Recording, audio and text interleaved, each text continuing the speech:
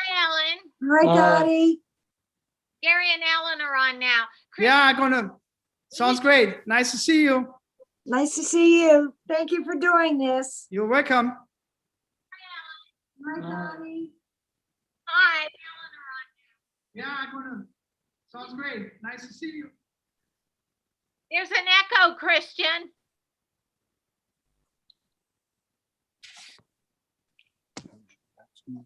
My head's good.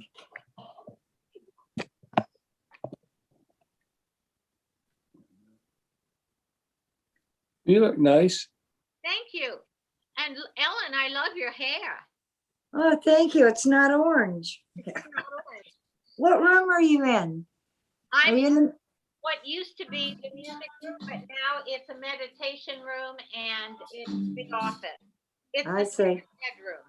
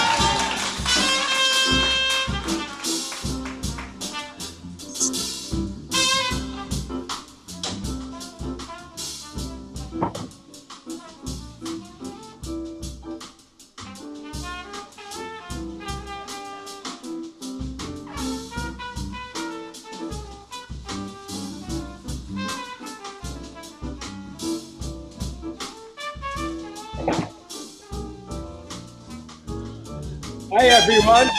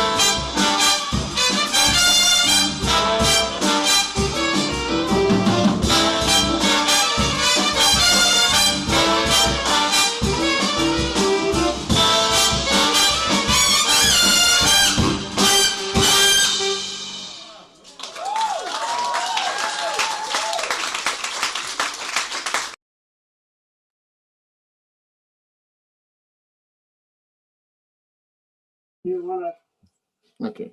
through them. You want to see them, then Before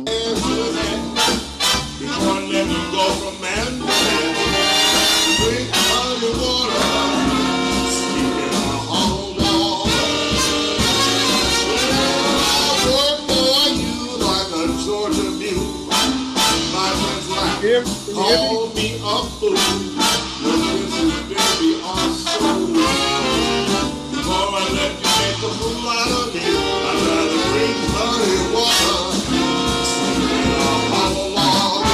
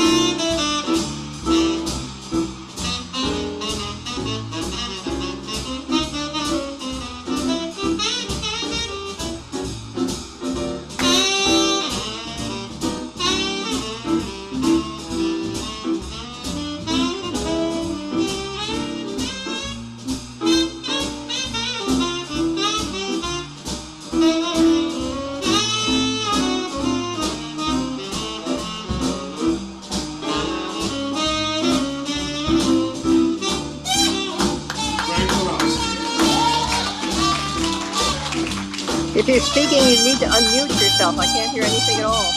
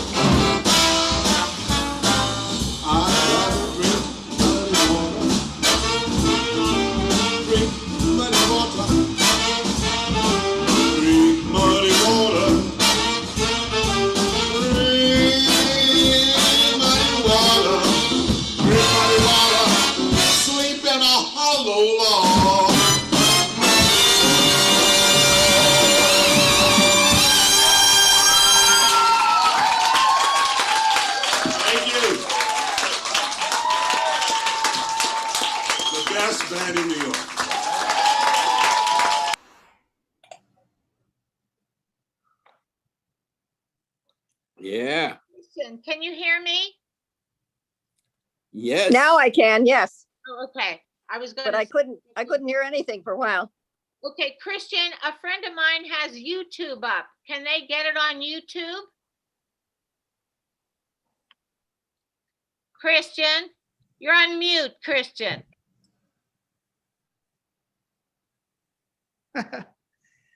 Sorry, guys. So I muted all for a couple of times because I had to admit people to the room. And also you have to be aware, if you talk, you also talk over the music. So that's why I muted you all for a couple of times. But anyway, Christian, a question for you. okay, what's the question?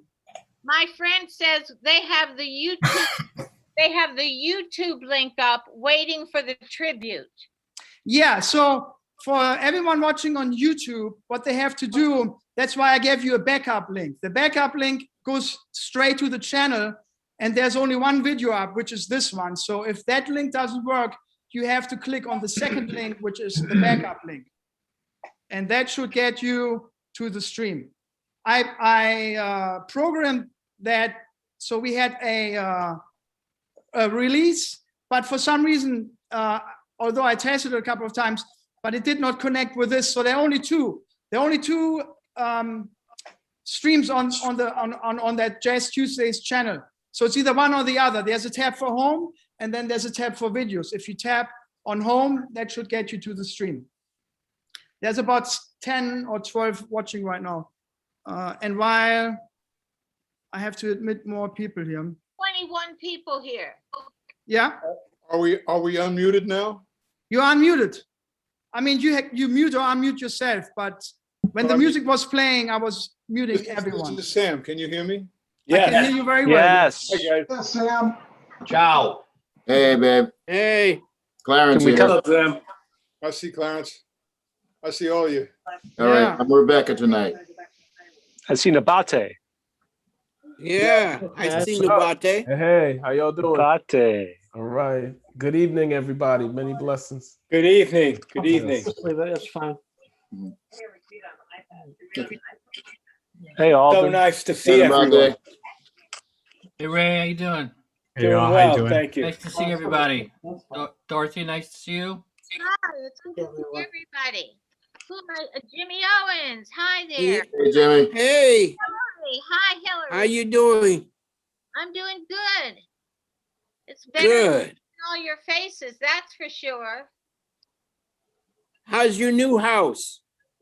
Oh, It's very nice. I mean, I love it here. It's in the woods, and I have some friends up here. So actually, I never thought I would say this, but I'm happy not to be in New York. Guys, quick update. The YouTube link I is in second that. Guys, listen, quick. The YouTube link for the stream is in the chat. So if you have friends, just copy, paste the YouTube link to your friends. Okay, it's in the chat. Good work, Christian. Yeah, You're Chris, welcome. All right, go ahead. Sorry for the interruption. How do I copy it from here to my cell phone? You have, well, I don't know. Like I said, they should go to the channel. I gave them a backup link, and the backup link should get them straight to the YouTube channel, and they should see us. There's only one video up, which is this one, and it's running. I checked it twice. So I totally Um, the backup link. yeah, click on the backup link, and it should get you there. Okay. Is it showtime yet? Sure. Yeah. I mean, there's still people coming in. 25 people. If you, there's still people coming in, so it's up to you. This is just as complicated as when the band was live. Sounds like a rehearsal to me. Well, Sam, you have to be in charge, baby. No, I quit. You mean you're not going to stand up and yell, Sam? No, I'm not going to yell. I'm not going to do anything. Let's Except start. laugh. Let's start. Those got that fruit cup. No one told you that you got that job for life. My only job there was being Mike's translator. Really? You did a great job. Absolutely. Well, you know, he'd write stuff down that he heard one way and came out the other way when it wrote it down, and we just get him to sing it. Tell me something, Dottie. Did Mike write any big band arrangements before 1968 that you're familiar with? 1968 was when he wrote his first big band stuff for Dizzy. I don't think so. I know that he did a lot of counterpoint exercises and stuff like that, but I don't think he wrote big band charts before 68. I wouldn't swear to that, but I've been through most of his material, so I don't think so. Well, he wrote some wonderful music for Dizzy, He did, yeah, he did. for the big band. And I do have a lot of handwritten sheets, you know, on those big chart sheets that he wrote. Right. Yeah. So are we going to go ahead, Christian? Yeah, it's up to you. It's you know, in a good old big band tradition, we're about 10 to 15 minutes late. Go ahead. Okay. Well, I want to thank you all for being here. As we said in the notice, this is I can't believe it's been a year.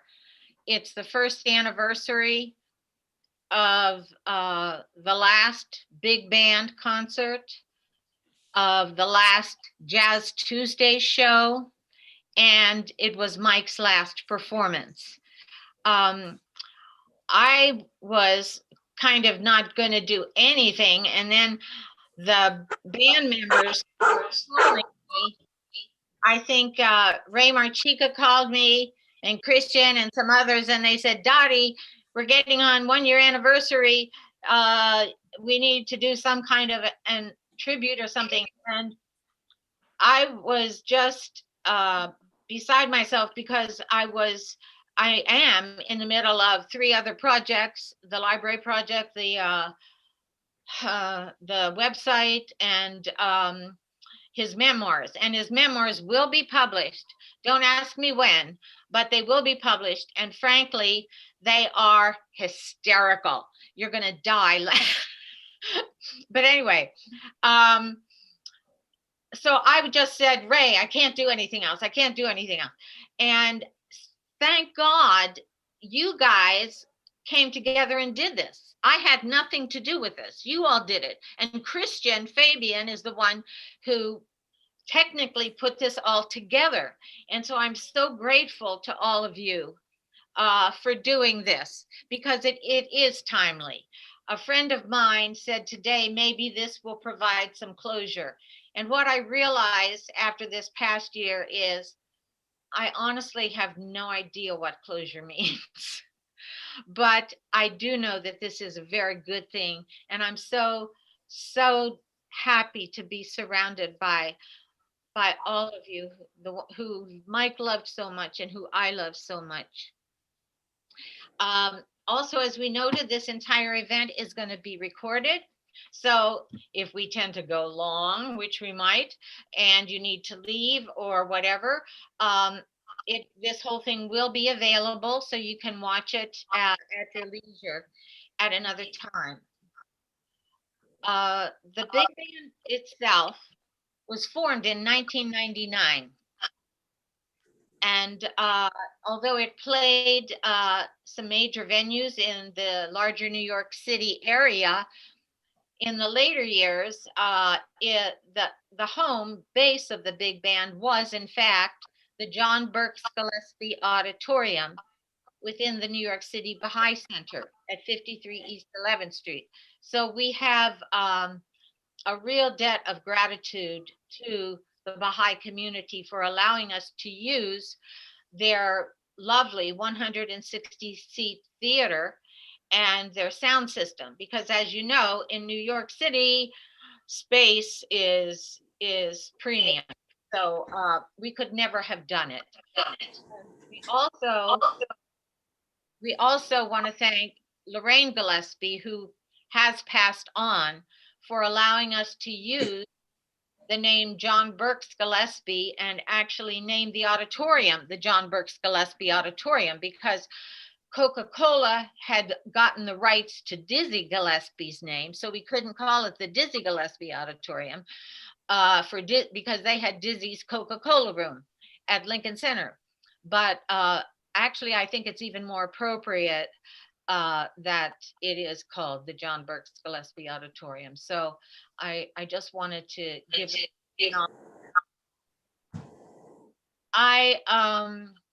I'm hoping that I'm just going to say a few words. I'm not going to go long. after this, I'm just going to sit back and listen to everybody. What? Oh, Yeah, you have some kind of feedback. I don't know if you have the sound come out of another device. no, it's coming Okay. out here. All right. Okay, let me know how it's going. No, this is perfect. The closer you go to the screen, the better. Yeah. Better. Yeah. Oh, it's better when I'm closer. Okay. Yeah. So what was I? Oh, I hope that you'll tell some funny stories because you know Mike was a very funny guy, and he had a funny way of looking at life. He had a funny way of experiencing things, a funny way of expressing himself, and he told a lot of corny jokes over and over and over and over again. But what I want to say is, I think a little more serious, at least most of it, and it's really from my perspective of how I viewed him. And there, in my opinion, there were two driving forces in Mike's life. The first one was racial unity, the oneness of humankind, unity and diversity. And this was with him ever since he was a baby, long before he became a Baha'i, long before he joined Dizzy's band, because his grandparents were Italian immigrants, and they did not speak English. I'm getting feedback. Are you getting feedback? I Yeah. hear it. Yeah, it has. I think. Yeah, I don't know. Just I don't know how to fix that. I think people we have to turn, we have to. Everybody else should be muted. Everybody Mute everybody but Dottie. Muted. That's the way to do it. All right, Dottie, you have to unmute yourself. Unmute yourself. You're the only one talking right now. Here we go. So Mike grew up with in an intercultural, interracial neighborhood, and so that's all he ever knew, and that served him well in his later years when he became a member of the jazz community and went on the road often as the only white guy on Dizzy's band when he was traveling with Dizzy and Moody and others. And the other driving force in his life, of course, is going to be no surprise to anyone, was his passion for music. He truly had a lifelong love affair with music. It started when he was a very little boy. He started picking out notes on the piano, and he told me that once when he was very small, he just stood in front of the piano and he stared at it and he said, "I can play this thing. I know I can play this thing." And so after his family moved to Fort Lauderdale when he was 8, he started playing all around. And at the age of 15, he was actually playing professional gigs. And he was fortunate enough to get some mentorship from the local talent down there, and especially Cannonball Adderley, who was a band director in a high school there, and Cannon wasn't famous yet. And so Mike's dad hired Cannonball for some of his gigs. Mike's dad was a bass player and he had a band. And then Cannon would hire Mike for his gigs. And so then Mike, when he got to New York, he was very fortunate to start working at the Metropole, where he played some ridiculous hours. I mean, they went to like 4 a.m. or something, and he was playing behind the greats of that time. And this was in the late 50s, early 60s. So you know who he was playing with. And he took pride in telling me and telling others. He said, "I came to New York on a Monday, and by Friday, I was Nancy Wilson's accompanist." But I think the real turned for him was when he went to Toronto to study privately with Oscar Peterson, because Oscar taught him how to play the instrument. Mike had been working basically from raw talent, and he was approaching the instrument all wrong. So Oscar had to undo a lot of bad habits and then get him started in the right direction. And so Mike said he practiced 13 hours a day for 6 weeks with Oscar as his with Oscar Peterson. And then when he came back to New York, he could continue in the direction that Oscar had set him in. And then, of course, the next big thing was when he went with Dizzy. And if you asked Mike what he thought of himself as a musician, I really believe that he would say he was a student. Well, but he said many times to me, he said, if I would have been Dizzy, I would have fired myself several times. Did he tell you that? He did. He told me, he said, because frankly, to work on Dizzy's band was to be a student, because that's how the musicians learned, was on the gig. And Mike said the first night he played with Dizzy, he was really on fire because it was his first night with Dizzy Gillespie. Wow. And he just tore the place apart. It was fantastic. The next night, he fell flat on his face. And he was just so upset. And he said, if I were Dizzy, I would have fired me. But James Moody later told him, he said, the reason Dizzy didn't fire you was because he saw your potential, number one, but number two, he saw your passion and he saw your devotion and he saw your eagerness to learn and the fact that you were always improving. So fortunately, he didn't get fired. Well, just to add to that story, he also said, he was going back to Dizzy and he realized at the second night when he failed so badly, he's like, oh man, do I have to play great every night? And Dizzy said, that's what I pay you for, motherfucker. So, sorry. Huh? That was a funny part. I know. That's what I'm paying you for. And Mike always said Dizzy paid him weekly, very weekly. But let's see, where was I? Yeah. Mike said that Dizzy had a very strange way of teaching, and that was that he would be like on the bandstand playing in the middle of a concert, and Dizzy would come over and whisper something in his ear, and it would. Oh, sorry, Dottie. Unmute yourself. Sorry. Yeah, go ahead.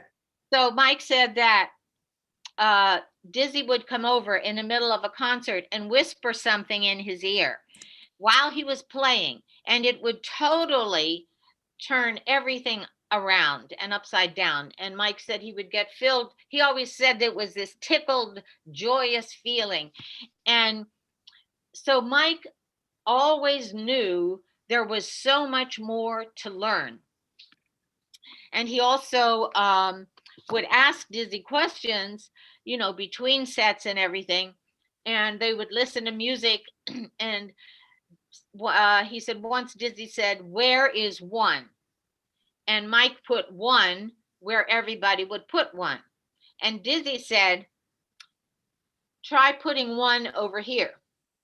And Mike said when he did that, he said, again, the whole world turned upside down and everything was different. And he perceived everything differently. So getting involved with the polymetrics and the polyrhythms of bebop was very, it was really what made Mike be able to go forward with his musical development. And I know he didn't feel that he ever reached that development. He always felt there was so much more to go. He always said that Dizzy taught him everything he knew, but he didn't teach him everything that Dizzy knew. So even after Mike left Dizzy, Sorry. They stayed in close connection. Me and my wife, we always sit back and watch you guys. It's amazing. They stayed in close connection, and they would go on the road together, and they would play concerts together. And Mike would go over to Dizzy's house in Inglewood, New Jersey, and they'd go down in the basement, and they would play music. They'd listen to music, and they'd play chess and stuff. And Mike would come home from those encounters like 6 feet off the ground, and he would be so he would just be in another world, and he would immediately go to the piano and start to work. I don't want to give the impression that Mike was in any way a musical snob, because he appreciated all kinds of music. He loved Willie Nelson. He liked some rock and roll. He liked the Doobie Brothers. He liked Blood, Sweat, and Tears, stuff like that. So Mike really was into, I think, helping to finding himself, to finding his own voice, and to help his students and everybody around him find their voice. He wasn't trying to make people conform to what his way was. I remember once he and I were sitting in a diner, and Floyd Kramer came on, and he was playing the Tennessee Waltz. And the Tennessee Waltz is one of my favorite songs. It's the first song that I think I ever heard in my life, coming from the foothills of Appalachia. And I was listening, totally enthralled. And Mike just looked at me and he said, "Now there is a pianist who has found his voice." And so that's real. Mike really did have respect for all kinds of music. So even after Dizzy died, Mike would jump up in the middle of the night and say, "Oh I just had a dream. I think Dizzy sent me something." And then he'd go in and he'd write something down, and he would either keep it there for the next morning, or he would just work with it for the rest of the night. So he was always trying to improve.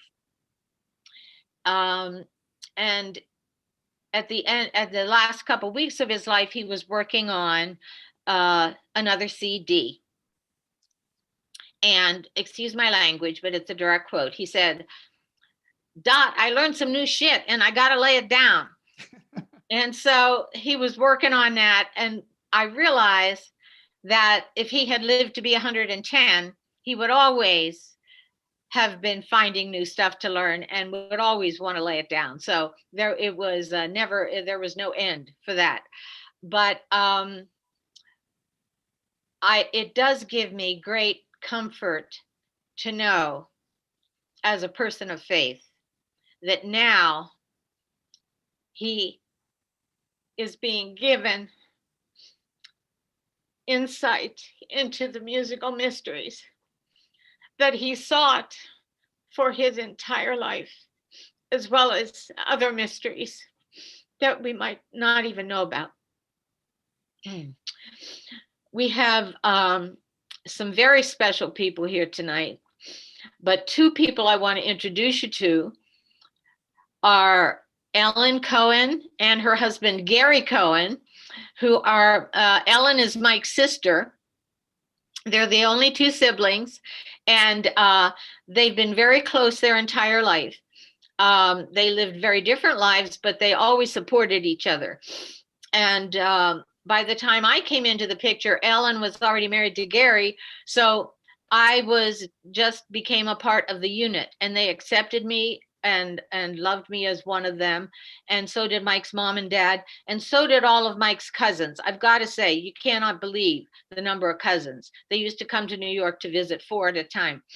And so I feel that I have been accepted by the entire family, having come from a very small family myself, that I am a Vitello and I am also a Longo.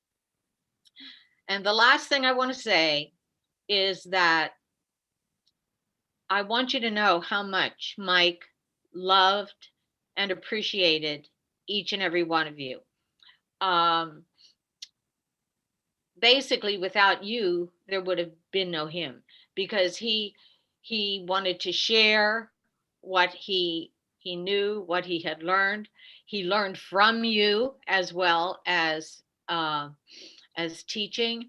And without the big band has like 200 songs in its book. Yeah. And if there was no big band, I mean, there would not be big band music. And so basically you were his inspiration. And so I just want you to know that, and that I love each and every one of you. And I thank you. I thank you for the love you gave to Mike, and I thank you for the love you've continued to give to me this past year. Thank you, Dottie. Coming to the big band, one thing I want to just tie in there quick, Dottie. I was hoping Angelo would be here. I don't know if he's on the YouTube stream or if he's on the Zoom stream, but I don't know. I drove Mike home after the rehearsals and after the gig, and when the gig was great, he was so happy. And when the gig wasn't great and the rehearsal wasn't great, to his the other side of Mike, the last couple of years, he always said, I can't wait to be with Dizzy and Charlie Parker and all these other guys, because those guys know how to swing. And, there were some, there were some rehearsals and some gigs where he was not happy. And, I heard it, and I was hoping Angelo might be here. Maybe he had some stories for that, but anyway, Alan, I met you only once, I think, but did you want to say something? The Dottie introduced you. You have to unmute yourself. You have to unmute yourself. There's a mute button at the left lower. He understood that you're talking to her. Oh yeah, she was moving her mouth, but she's still muted. There's a mute button in your window. Gary, you're muted. There's a mute button down at somewhere. A sound. It says mute. Maybe I can unmute. Hold on a second. There should be. You can ask her to unmute herself. It makes it a little bit easier. Can you unmute it, Gary? I need to find them in my. Hold on 1 second. How's that? Can you hear Good. us? Perfect. That's great. It's in the upper right corner. Upper right. Sorry. Yeah, we live in West Virginia. We're supposed to be backwards. Yeah, we're backwards. We're in West Virginia. Lower left. Can you hear me now? Yes. Okay. Yes, I did meet you one time. We came up. We've been there 3 times for the big band and twice for his trio. So I'm not sure who all I've met, but I want to thank you for doing this. It's a real pleasure and an honor to see him get some recognition. I know how much he loved the big band. He loved all of these musicians he played with. Growing up with, we called him Mick growing up. Our family called him Mickey, so I refer to him as Mick, even though you knew him as either Michael or Mike. And his whole everything in life, we were very close. We always supported each other. And knowing that Michael was the kind of jokester that he was, I was going to tell you a little story that I thought you would appreciate. His 2 greatest extracurricular activities was fishing and fireworks. And we were on our way back from visiting my parents in Pompano Beach, Florida. And we had gone south of the border and ate our brains out on tacos. And then we went to the fireworks factory. By the time we got to the Holiday Inn, it was like 3 o'clock in the morning. And in order to get a room, we had to push the buzzer to wake up the clerk. And so after we got up in the room, Michael says, let's go outside. And I said, what are we going to do out there? He said, I'm going to go shoot off these bottle rockets. And I said, Michael, it's 3 o'clock in the morning. Don't you think they're going to know who's doing it? He says, no, how are they going to know it's us? So he trucks me down the hill.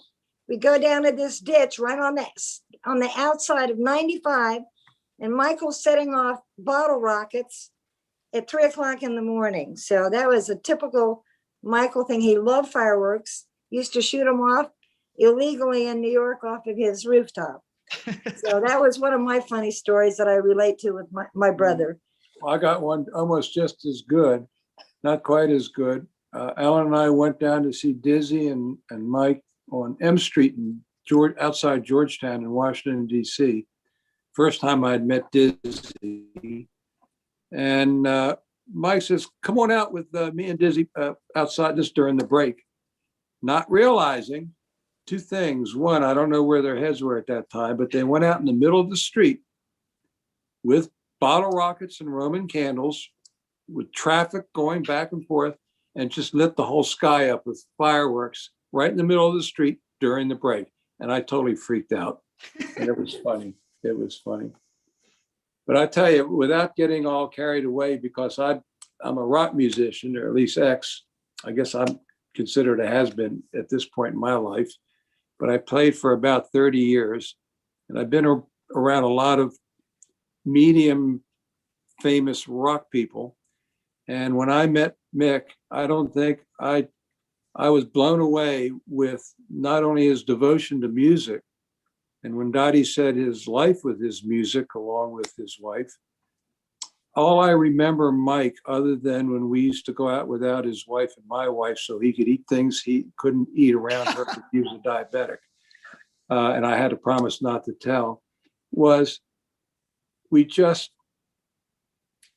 I just can't get over how devoted he was with music. We'd go to dinner, and what's Mike doing in the back seat with his headphones on, writing music, or, not paying any attention. His whole life is just music. It was unbelievable. Quite an experience that I've had in my life with him, and I'll never forget it. Yeah. Just to say that Gary is a very good musician. I heard his music and I was really, I was surprised at how excellent it was. So Gary, you're not a has-been.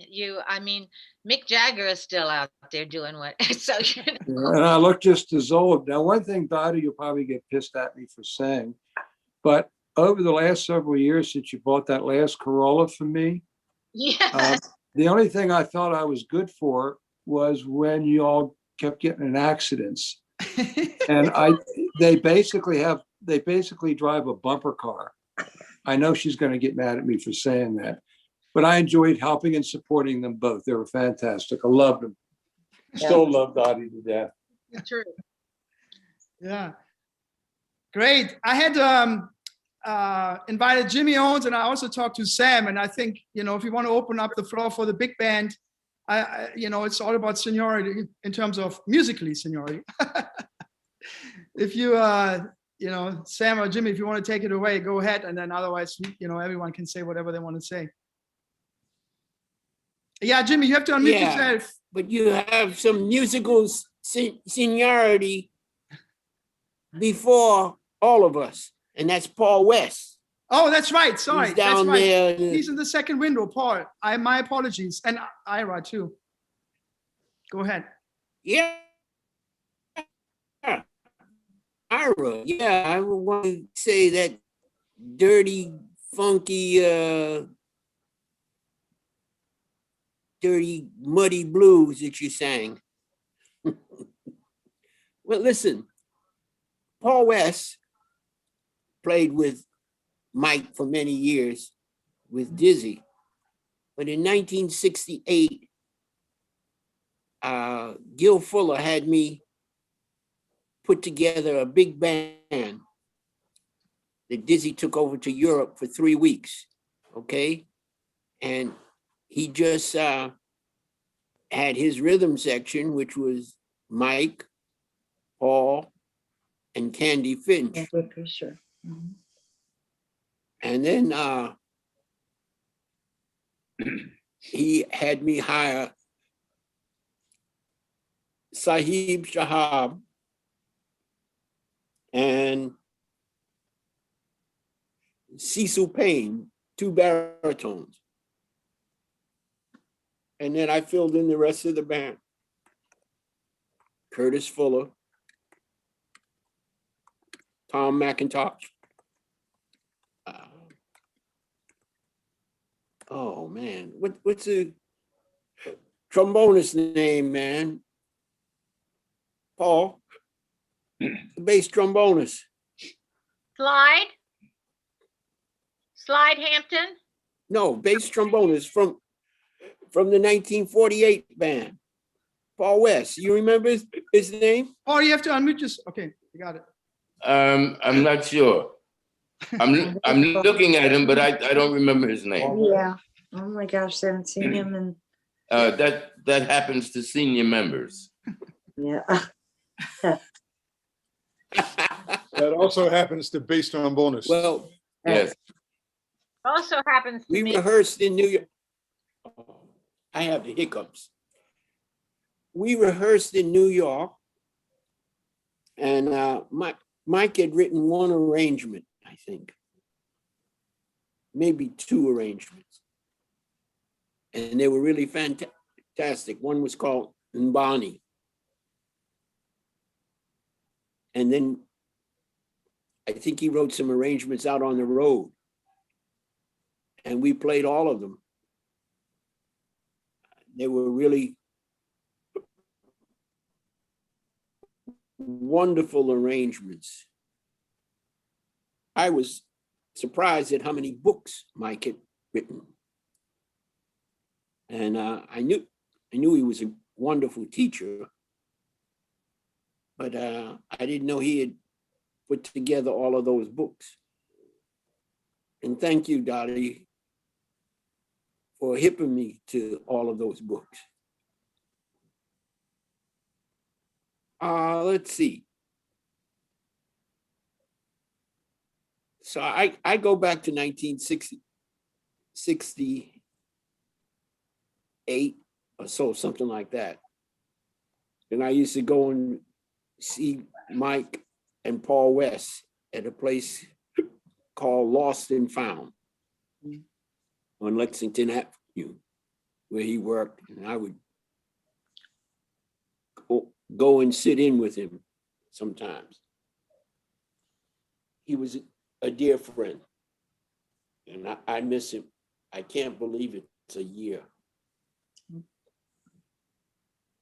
And I'm glad that he managed to put his band together to write more music. And he taught a lot of people how to write music. I think Ira wrote some wonderful music for himself. And Mike was his teacher. You know, Jimmy Owens. I wish. Go ahead. Yeah, go ahead. What were you going to say, Dottie? I was just going to say that Jimmy Owens is an NEA jazz master. And I got to know Jimmy later, of course. And Jimmy's played every year at the New York City Baha'i Center on Dizzy's birthday anniversary. And it was such an honor to have him come and really volunteer his time and do that. And I was very, very appreciative. And I know Mike considered you one of his closest friends and allies, and you know, a musician he could relate to.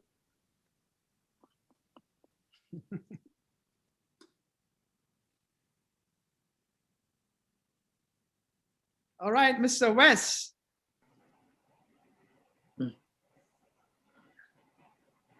Hi, everybody. I just wanted to ask, was Jimmy, was it Jack Jeffers on bass trombone?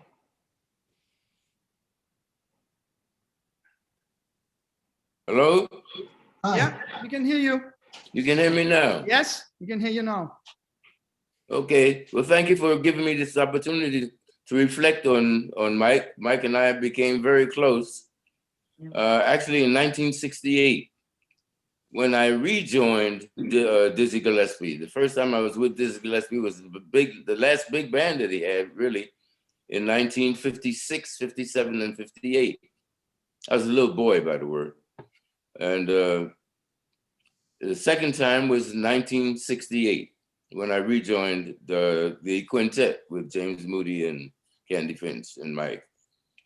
And I remember we went down to, we played an engagement in Florida, and we stayed at Mike's family's home.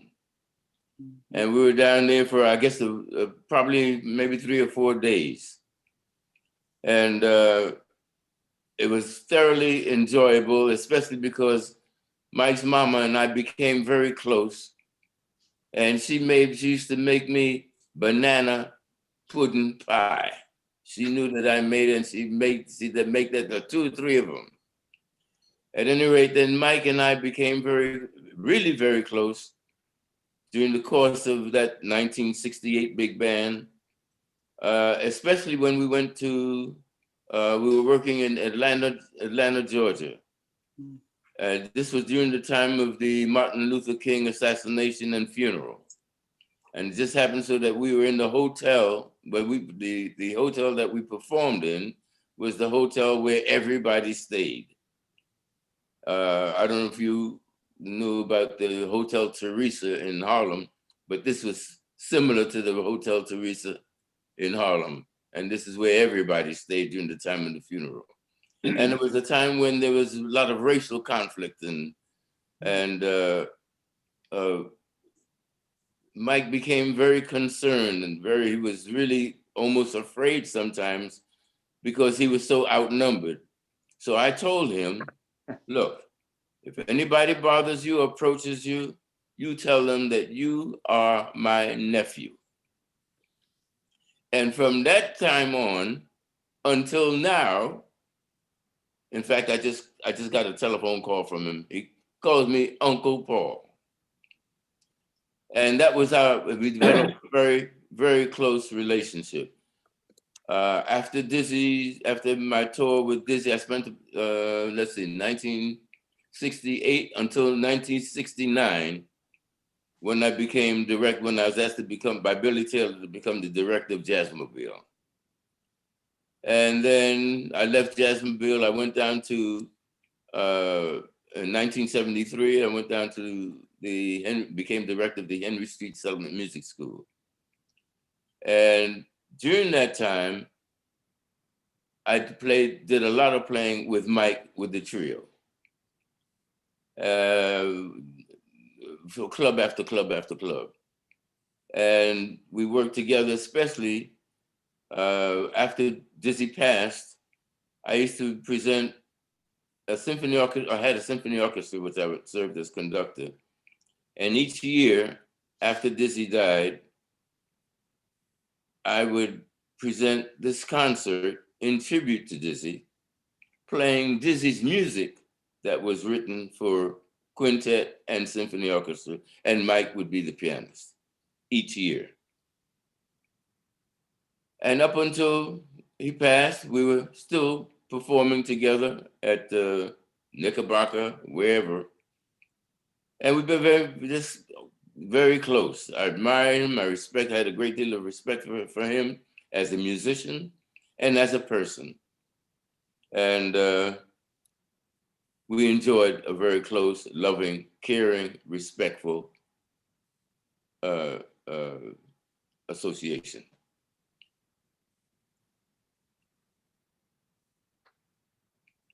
Uh-oh. Uh-oh. Uh-oh.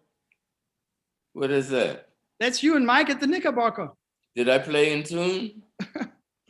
Oh, yeah. A beautiful picture. Yeah. Beautiful picture. Paul, I just want to say, I heard about you and James Moody fighting over the last piece of banana cream pie. Did you hear?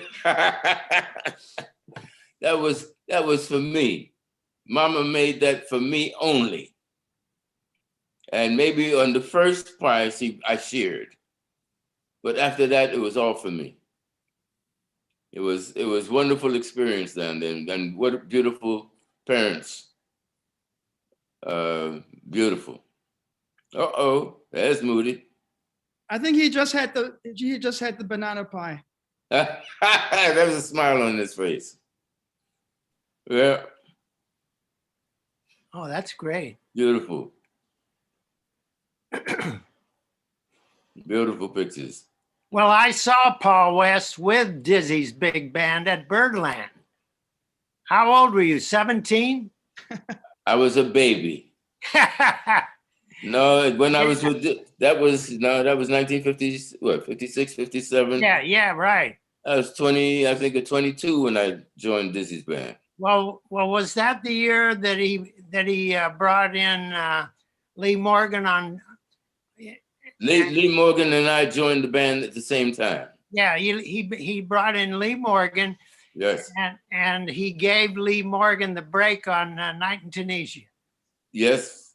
Man, that was fabulous. Well, Lee and I were the two babies in the band. There was nothing like hearing Dizzy's big band, I'll tell you. I never Well, heard Dizzy's big anything band, that was an institution of learning for me. That was my higher institution of learning. Yeah, you couldn't beat that. I didn't know a thing. I really didn't know a thing about music, about jazz. I was a violinist. I was a concert violinist until 1952. Yeah, well, Dizzy, Mike let us know that Dizzy loved to teach. Oh yeah. He loved to teach whatever he was thinking about rhythm or anything you wanted to know, he would tell you. I remember Tom McIntosh, I think, told me, or Bert Collins, I'm not sure. They one of those guys, I think it might have been Bert even. Diz, what do you think? What are you thinking when you're not playing? You know, when during the rest, what are you thinking about? And he would say, he told them that he was thinking about the next rhythm, not the next note, the next rhythm. So that's an eye opener. But all you guys that are associated with Dizzy, Jimmy Owens, Paul, Mike, my friend Tom McIntosh, who would love to be here. Nothing like being around a person like Dizzy Gillespie. Just that your story when Mike went over to his house over in Inglewood, how he'd come back home inspired. Nothing like being around a person like Dizzy Gillespie, I'm sure. And I felt the same way about being around Mike, because Mike was such an inspiration and a role model for us to see his love of music and his love of writing. Every rehearsal, he had a new arrangement. Every rehearsal that I can remember, he always had a new arrangement. And that was very inspiring to me, and just to be around Mike and our concerts every month or 6 weeks, whatever it was. So this is quite a anniversary of our last concert. I'll never forget it. Yeah. Ira was there, and Lee, and then the COVID hit, and so it's been a great experience being in the band. I thank Bob Magnuson for calling me back in 98 or whatever we started, 98, 97, I forget when it was. But it's been one of the best experiences of my career. And we'll never forget Mike, that's for sure. Yeah, talking about how fast he would write a big band piece. My lesson was always Fridays. And then I would pick him up for rehearsal sometimes after the weekend. And then a lot of times I would come pick him up and he's like, man, I got some new shit, check this out. And then he would play me a new big band piece from the computer. And all the parts were already nicely folded and taped on the printer to take to the rehearsal. I mean, Frank inspired me what you said. It was like, it's not only that he wrote great pieces, but also the speed, which really inspired me to write a little faster. And when I first brought my big band arrangements into my lesson with Mike, I was with the BMI workshop, and it was not really that great. And I always was hoping he would give me some advice how to improve the big band piece. And then he would say, "Did you ever try polishing a turd?" Yeah, you always have the joke. That's right. And he had the joke, you know, and I'm like, I Always got have the the joke. message and I got better, but he said, "Don't be afraid. You just got to start all over again." And, you know, and as you all talked about the rhythm, you know, especially the people who study with Mike, as you move along with the rhythm and you really got the hang of it, you would, you know, it took a few years, but you will get, now I know what he was saying, you know, but back then it's like, I was actually really thinking, polishing a turd, how you do that? Anyway. I have to say that in 1993, a number of us, Faddis, and a young lady by the name of Cindy Kaplan, we put together something called 100 Trumpets for Dizzy. So Dizzy had just died in January, and I called Mike to be a part of it. And Mike quickly dashed off 4 trumpet parts to Con Alma, which we played. And the trumpet who played on that played wonderful solos. I'll remember that. I think you were there, Paul. Weren't you there for 100 Trumpets for Dizzy over in Harworth, New Jersey? I don't think so. I don't remember. And Jimmy, you got me on that too. Actually, I was there too. I was 16, I think. Me and Freddie Hendrix. Freddie was around 17, and that's where we met Freddie. Yeah. Yeah, Doc Cheatham, Marcus Belgrave, Johnny Coles. Yes. We had 100 trumpet players. 100 trumpets. Yeah. Oh. And we had, I put them in 4 groups.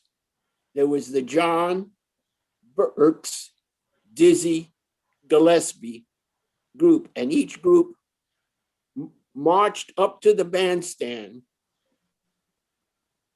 and playing semblance of an arrangement of one of Dizzy's songs with drummers or conga players. And then when they got on the stage, they played the rest of that song. It was a fantastic event, and Mike played his buns off. And we had Billy Taylor there.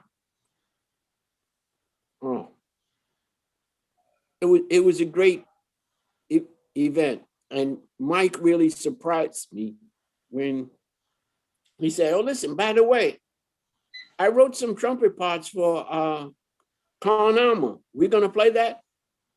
I said, "Yeah, you wrote the trumpet parts." So we got 4 trumpet players, and we played it. You know.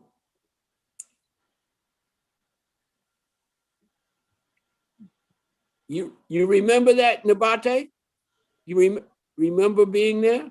Yes, indeed. Yes, indeed. That was a great moment, and great moment for sure. And I think that's when I first met Mike, I believe. I think that's when I first met him. Actually. Yeah, because my father knew him before that, but that was the first time I actually met him. So, and you know, had the honor to be part of his band. Wow, 7 years later, 2000, joined the band. So, yeah, just great times. Like what was said before about Mike, he was an institution for all of us. You know, not just musically, but just to be a wonderful human being. You know, to be a humanitarian, to be gracious, to be humble. That's what was so wonderful about him, and that even augmented his music even more. Mm-hmm. Yeah. Well, one thing I wanted to say was, after his passing, what I realized about Mike, he had incredible people skills. And what I mean with that is what I realized he was, and I talked to some of the guys in the band about that, he was able to build a relationship to each person based on what they were about. And I thought that was really amazing. And he made everyone feel special he was with, and in their different way. And to me, the secrets of the universe is in frequency and vibration and energy. So what I noticed at the rehearsal sometimes when we were rehearsing, when Bob walked in, he's like, Buffalo Bob, and then it's like, there's this, besides the voice, there was this energy thing. And, Frank Borowski, I always know you guys had a thing too. It's like, there's this relationship he had with every person, and it was not the same. It was based on something totally what made him click, and he was able to find that, and he was able to know what it was and relate it to that. And I found that very inspiring. So when I was reflecting on all these rehearsals and all his different relationships he had, I realized that he had this thing, and I think maybe the teaching had a lot to do with that. You develop that as a teacher, but when Nabate, when you were saying the humanitarian element, I think it has to do, it's purely on the personality. It goes beyond everything else. And he had this thing. It's like, it's too bad. I wanted Bob Magnuson to tell the blue chicken story and how he came up with Buffalo Bob. He had his nickname for everyone. It was based on a certain incident, or it had a story to it, and it was individual. And the thing is also, you would never feel like you were in competition with someone else. It was like you had this thing, and when you were with them alone and you had a conversation, it was always there. And the other thing is, I remember when I first started teaching with Mike, I was going through some personal turmoil, and you could call him in the day, in the night. You could call him at any time. Sorry, I have to admit someone. You could, Jan Abate, you shaking your head. You really could call him at any time. I called him at 3 o'clock in the morning. I called him at 12 at night. I called him at 7 in the morning. It's like, it's like, and it's like sometimes he would never hang up. He would never say, hey, you bother me. Can you call back tomorrow? He would just he was always there for you. And that's, I think, is very special to have this personality trait and really include someone, which motivated me as a student also to really better myself. Of course, there were those lessons. He got really mad at you, or the big band rehearsal. It's like, I knew when I would come to my Friday lesson and he's like, I want you to listen to something from the last rehearsal. I know I was in trouble. I'm like, okay, I know there was something going on he was not happy with, but it was really special. Anyway, when Nabate, when you were talking, it just kind of resonated with to mention that. Paul, the triangle is, the square is at your picture. Huh? It looked like you wanted to say something. The green squares was around you. No, I was just scratching my head. Okay. So I want to say, before every big band rehearsal, he used to, I don't know if everybody noticed, he used to pull me to the piano and made sure he warmed. Can everybody hear me? Yeah. Yes. He did a warm up with me, and he would. It's very simple. He would just go, doom, doom, doom, doom. He wanted to make sure that I was feeling my pulse, or a slow, calm pulse. And you hear all horns in the background warming up and people talking, and he just makes sure he'd look at me and do that. And he did that to me also at the Baha'i Center on stage right before. He said, man, he used to call me Manteca instead of, that was my nickname. That's right. And he said, Manteca, come over here. Come on. And then he had, does everyone know his warm-up that I do. yeah. And then I Yeah. would play this warm-up really slow. It was a 12/8 time. And you couldn't say playing 12/8 was the same as playing triplets. No, because like when I said, oh, that's like triplets, it's not triplets, it's 12/8 time. So, and he would play this exercise and you'd have to accent it a certain spot and you'd have to feel 1, 2, 3, 4, 5, 6, 7, 8, 9, 10. Did you feel it like that? 1, 2, 3, 4, 5. And you have to get an accent. Then he'd make you feel like this. 1, 2, 3, 1, 2, 3, 1 and 2 and 3 and 4 and 5 and 6 and 1, 2, 3, 4, 5. So he was way into the 2 and the 3 pulse, but you had to make sure you played that accent. And then it would get into a polyrhythm thing that Dottie mentioned, that he was really, that's what his rhythmical DVDs are all about. But he used to do that to me in front of every rehearsal, and I had to do that warm up at that really slow tempo with all the noise going on. He said, okay, you're good, go. It was great. It was great. Well, that thing that Christian was saying about Mike being able to relate to everybody, Mike was such a great accompanist. I used to sit there, I'd actually miss entrances sometimes, listening to him accompanying somebody else's solo. And being an accompanist is having a personal relationship with whoever's the soloist, which he was a master at. And people don't really talk about that very much, you know. But I mean, anybody who sang in front of him knows exactly what I'm talking about. You know, he always put the right note in the right place to make this stuff happen, rhythmically, harmonically, in terms of volume, everything. And he was doing that with everybody when he wasn't playing too. That's my take on it. Yeah.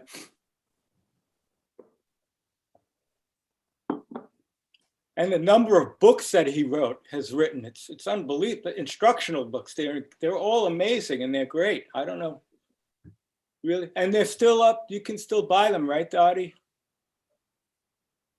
I think that's one of the projects Dottie's working on. Yeah, you keep it all going. We'll have jazzbeat.com, and we're Lee and Angelo and I are revamping that site. But yes, they are available, and along with the DVD series on the rhythmic nature of jazz, and along with not only Mike's CDs but some other artists' CDs as well.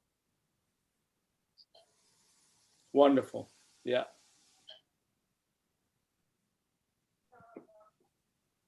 Well, one thing I wanted to say, I wanted to save it for another moment, but one thing about Mike, which was amazing, I don't know how many times, again, my lesson was always for, 15 years on Friday at 1 p.m. I don't know how many times I hurried up to make my lesson. I was always on time, and when I was a few minutes late, Mike would give me this look. It's like, he always said that I had German ingenuity. For whatever reason, he thought that. But the thing is, when you arrived and you spend an hour with Mike, to me, everything was slowing down. It was like an eternity. And I experienced the same on the big band rehearsals. He had this, to me, that's my experience, my personal experience. I don't know, I never heard anyone of the other guys, I never heard anyone talking about that. But what was amazing when you were with him, to me, everything slowed down. I mean, you had this space and time kind of fell away. And I was always scratching my head when I was in the lesson, and I can't running in there. And at the end, I was like, it's like a tranquilizer. You were in this musical zone. And I heard that a long time ago, that the true learning happens through osmosis. And osmosis is that you pick up on the energy of the person you're with. I mean, they can talk as much as they want, but it's something what they carry around them as a student, you pick up on. And, there are different stories about that in terms of spiritual teachings, you go to someone by the fire is stronger and it lights the fire within you. I mean, there's all kinds of different pictures for that. But the way how I experienced when I was with Mike, when I was actually in the room or in the rehearsal, or when I was with him, it always felt like an eternity. And I don't know how he did that. You know, it was something I thought was really magical. And it was something I was always, you know, it always dawned to me afterwards. And like, how did that happen again? You know? And anyway, I don't know if any one of you ever experienced that in his presence, you know, but that's something how I experienced being with him.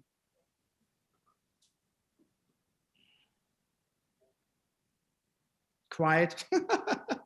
He could really make you focus, you know, because I did most of my studying with him doing composition for like 4 or 5 years, and you know, the way he could get you to I did a lot of counterpoint with him, and so the way he would have you, it's hard to explain. I can't even remember now exactly the way he put it, but he said if you don't think so much about the individual voices, because you can get so hung up on, you know, parallel fifths, that and whatever. But the way he would have you do it is just think of the smallest possible increments of intervals for each voice, and have them go where they each want to go. And the way he had, it took a long time to get to, but once I thought that way, it would make time would slow down when you did. It didn't feel that way I have to say, it didn't feel that way during the lesson, but through practicing it at home, writing that way over a long period of time, I definitely, he got me to think much slower. I only wish that improvisations could be that way.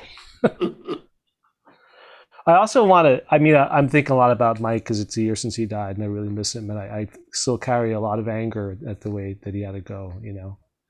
I shouldn't hold on to that, but I do, you know. But I also want to think about all the former members of the band, the great people who played in this band who've since passed. Like when I first joined the band, we had Virgil Jones, who it was amazing to hear him play. Oh, yeah. It was...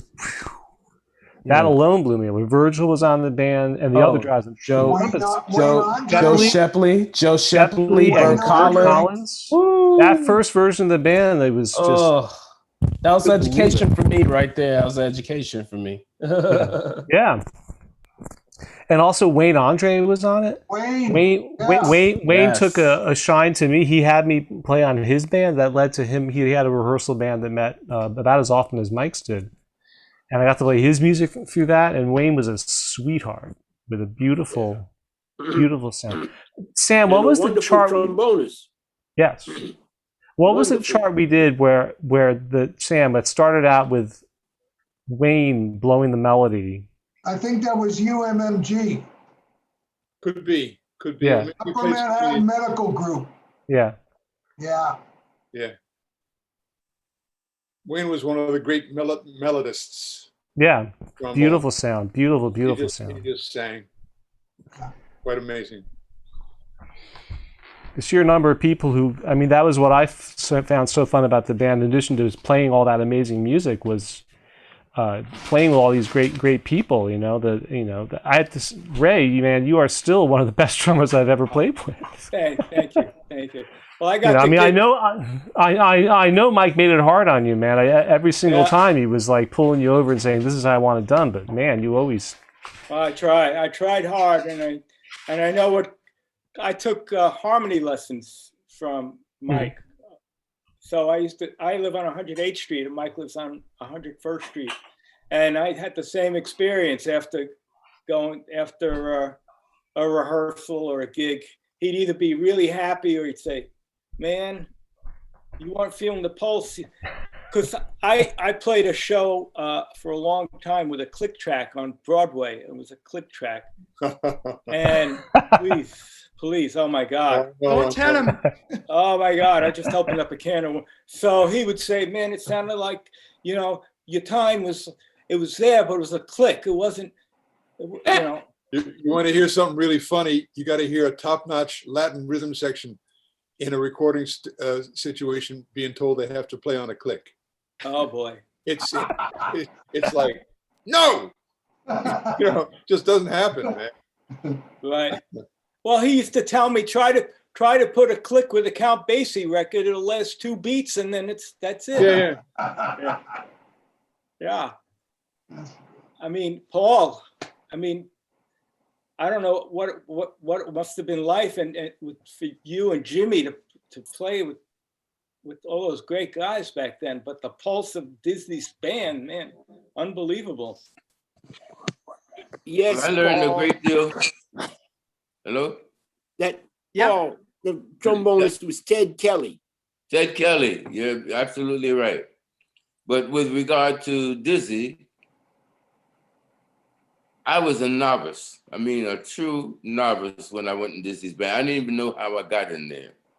It was, although I know it was Charlie Persip and Melba Liston who really referred me to Dizzy's band. But I learned a great deal, not only from Dizzy in terms of rhythm, etc., but my key teacher was Wynton Kelly. Wow. Between Wynton Kelly and expanding my knowledge of chords and extension of chords and what notes, what correct notes to play, etc., etc. Between him and Charlie Persip, teaching me how to play on the bottom of the beat. Drums play the top of the beat, bass plays the bottom of the beat.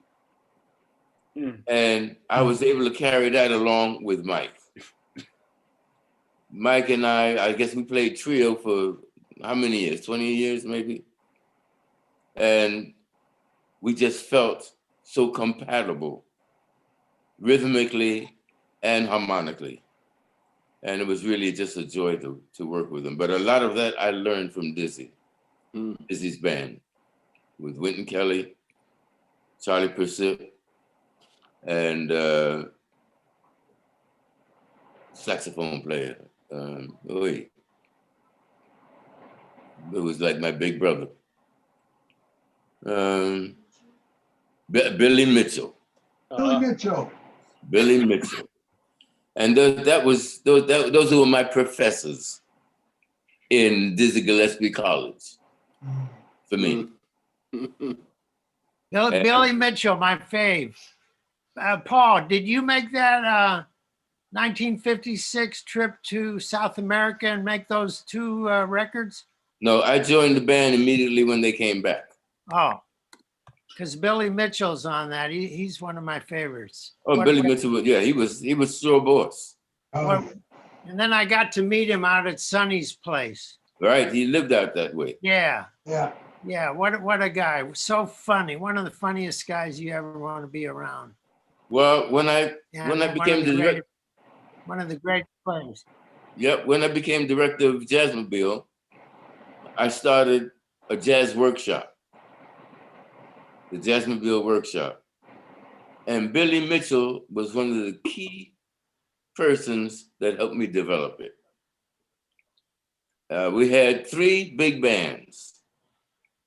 I had one, Billy Mitchell had one, and Jimmy Owens had another. Not Jimmy Owens, Jimmy Heath. I'm sorry, Jimmy. I know you came. I'm sorry, Jimmy. And Jimmy Heath. But Billy Mitchell was one of the key guys in helping me construct this and direct this Jazzmobile Workshop.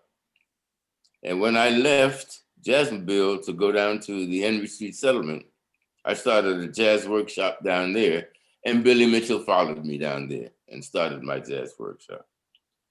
And during the course of my stay with Dizzy's big band in 1956 and 57, 58, as I said, Lee Morgan and I were the 2 babies in the band. I think Lee was 19 and I was 22. But Billy Mitchell was like my big brother. He was the one who said, look, you see what those guys are doing? You don't do that. that was Billy Mitchell. Right. Yeah. And that all got destroyed when I got to tell the story. 1968, we were on our way to Atlanta This is during the time of the assassination of Dr. Martin Luther King. And it was a hectic. I mean, the plane was late. And when we got to Atlanta, we had to rent a station wagon. And on the station wagon, it was one of those old time station wagons with the racks on the top. And so we had to put some of the luggage on the top, and my luggage fell off and we got there. So, and one of those hassling days. And, you know, I was the kind of guy who would go to the bar and have warm milk instead of a drink. I mean, just to show you where I was at the time.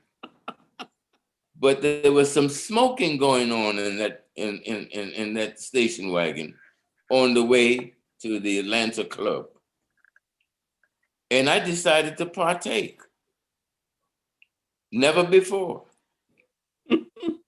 And it happened so that we had to go straight from the airport to the gig.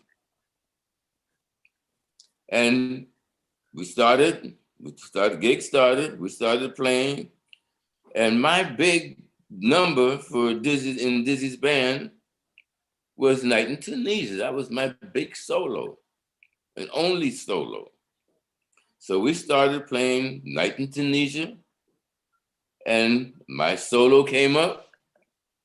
And somehow during the course of my solo, I switched to Stella by Starlight. I don't know how I got there. And Mike was there with me. He went right along with me.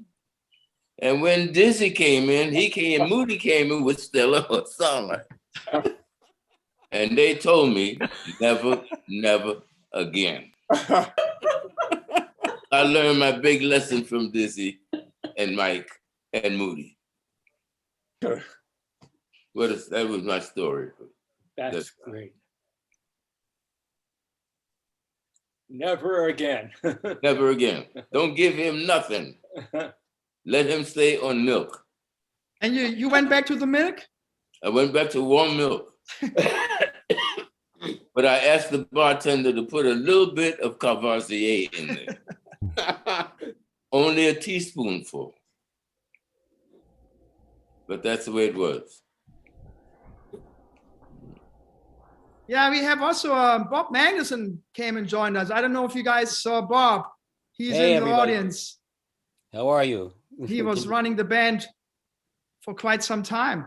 Yes, can you hear me? Yes. Yeah. We can Hey, hear you. Yeah. I'm glad to be part of this. I didn't know if I was going to be able to. I'm dealing with some aging parent difficulties, but going through them. But this is giving me some spiritual strength. And Mike was such a spiritual mentor for me, and he gave me so many gifts. You know, I can sit here and share things musically, but I don't feel like I'm on the level of so many other people that he always exposed me to. I was so grateful. But he gave me such foundations of being a Baha'i. I just experienced a general Christian faith. But he always used to talk about music majoris and music minoris. And we used to go fishing for hours. And just, I would love to hear the mystical stories, the metaphysical stories, the where it's coming from, the waking up in the middle of the night. Dizzy gave me something. And my relationship with him during that time, I was single and he would call me late, like 1 o'clock in the morning. Buffalo Bob, listen to this chord. Dizzy just gave it to me. And it would go on all the time, and I just loved it. And half the time I didn't know what I was hearing, but I'd say, oh yeah, that's great. And then I would, of course, do my homework. And when I was 35 when I studied with him, and he says, you really like the chromatic scale, don't you? That was his, go ahead, solo for me. He goes, you really like that chromatic scale? So to fix my butt, he says, can you play the piano at all? And I said, no, I play 20 woodwind instruments. I can't play the piano. He goes, well, screw that. He goes, you need to play Bach 4-part harmony.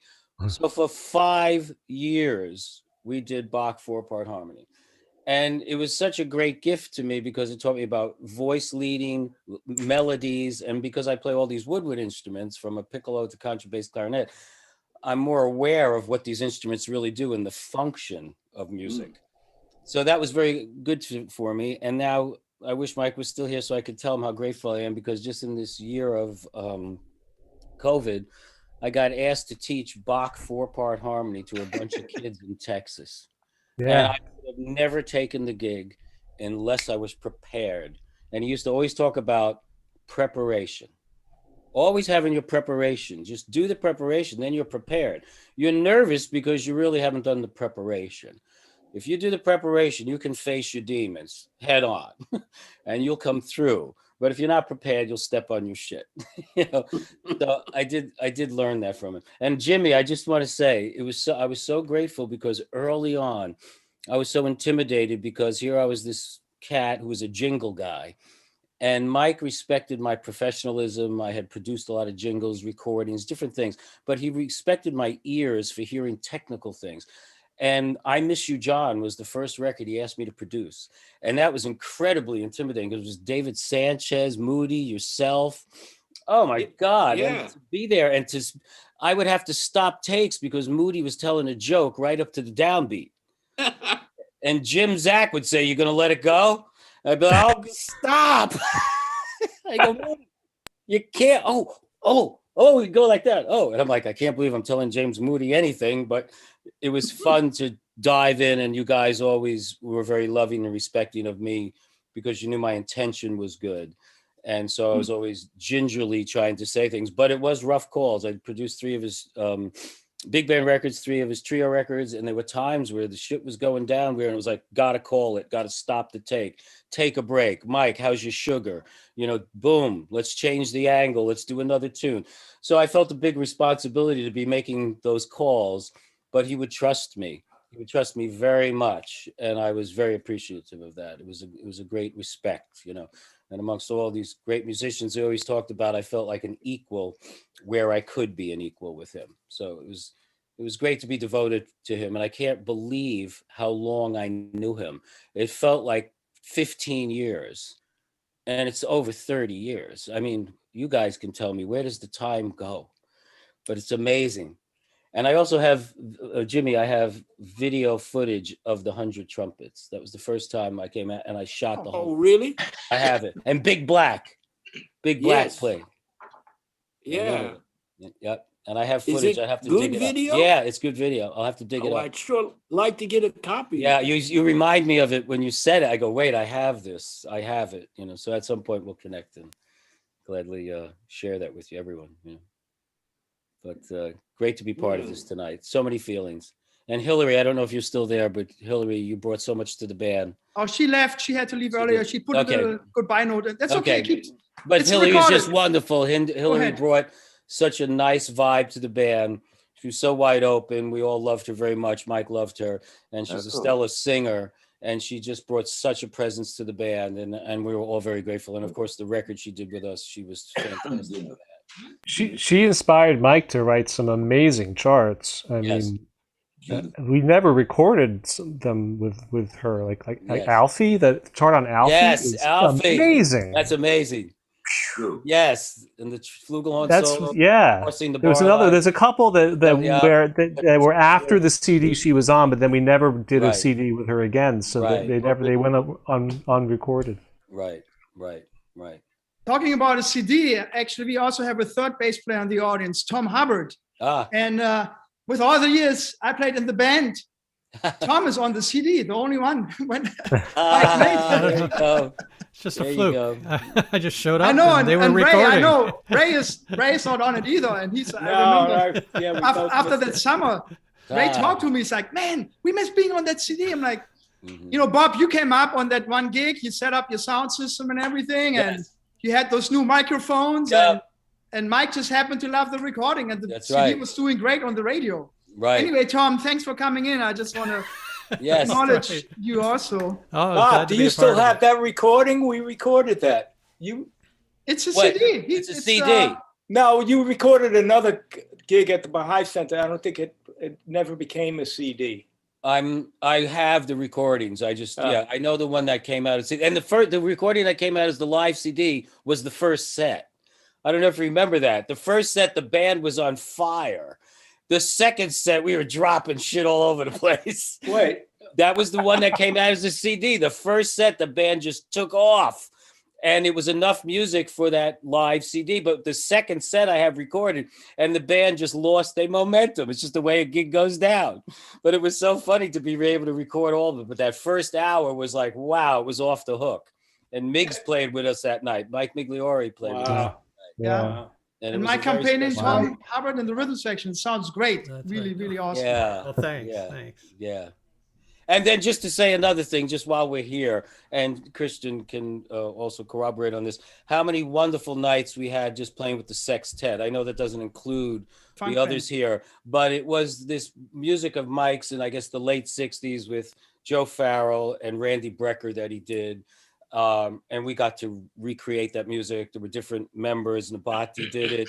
Waldron, Ricks, Vinnie Cutro, myself, Sam. There were a lot of different guys. But we had a lot of great experiences to play in a more intimate situation. I was mostly the lead alto player in the band. I'd get a solo here or there, but to be in the sextet, we get to solo on every tune and we really get to dig deep. So for me, that was a personal experience that I hold so close to my heart. Yeah, you just posted something on Facebook. It sounds Yes, that was a good one. There were some very special nights, you know. And listening back now, I can appreciate it even more and more. You know, and I remember hollering at you one night. You were playing and you were funking out because you had done a bass camp. Who was it? Wharton? What's his name? Wooten. And Christian came back like with a lot of piss and vinegar. And Mike's going, you play too many notes. Play it. And I was loving it. I was like, I said, play your shit, man. You play it because he's my teacher. And I said, come on, man, it's the gig. We were going, Mike was getting mad, but Christian was on fire that night, and I did love your play. And just not to go against Mike, but I just loved his speed. Came back with such a spirit of like, check this out. And Mike was like, yo, man. I know Dottie remembers that night too, because I walked over, I saw Mike, you know, he was complaining towards you. I'm like, oh, I better go over there and apologize. Yeah, you know? Yeah. I tried to take a bullet for you. I'm talking about the first set. I want to point this out for the guys who were late. I played. Angelo did a great job on re-engineering the first set of a year ago, and I think Brian, you're still here. I think that's. I mean, personally, from when I played in the band, besides when Tom played in the band, that's a year ago. The first set is one of the best sets we ever played. And it's up on YouTube. Go to Mike's channel. I played, the song Ira was singing, the blues, and the Angel of Love, Dizzy's composition, right. Composition Mike wrote for Dizzy. And I have a few more others, but that is a great sound and a great set. So if you guys have a chance, just check out the set. It says 03/10/2020 first set, and then 03/10/2020 second set. And Angelo did a great job, and it's high definition. It's a really good picture. So anyway, I just want to let you know that was another great first set. You know, so anyway, it came out really nice. Yeah. You know, I wanted to just mention, because Bob, you were talking about Hillary, who absolutely was and is a fantastic vocalist, and she has an incredible instrument. But I also wanted to mention that we also had some other very, very great singers, very talented singers. Oh, yes. We have with us tonight Antoinette Montague and Hillary and Ira. And we also had, she's not here, but Dee Daniels. I didn't see her. So she's here? We're very fortunate to have some fantastic vocalists. I subbed the gig out to Dee Daniels, as a matter of fact. That's Did how she you? got with the band. Absolutely. And you had some fantastic trumpet players. There's Waldron there. Oh, Brian. Hey, Waldron. You know? Yes, Waldron. Hello, everyone. Hey. I was going to say what's happening, guys. Hey, Waldron Dix. I don't know when I got in Mike Longo's band, but I just somehow appeared one day and that's my band. And I couldn't figure out who the leader was. I thought maybe Bob Magnuson was the leader. No way. I quickly figured out Sam. that Sam was band. Sam. So Ira, didn't you sing Alfie? Yes. You did. Yeah. We all did. That chart. That's what I How thought. you kept the gig, you sang the charts. Yeah. Hey, I want to say So one. listen, what are we go. going to do? Say what? Are we together some kind of playing tribute? Well, I had something lined up. Mike, come the fall. If you want to hear, I thought it's kind of well, it's a surprise. It's not that long, but let's check this out. Hold on, I had it lined up here. Hold on 1 second. 1 second. Yeah, check this out. What are you doing? 1 second. Uh-oh.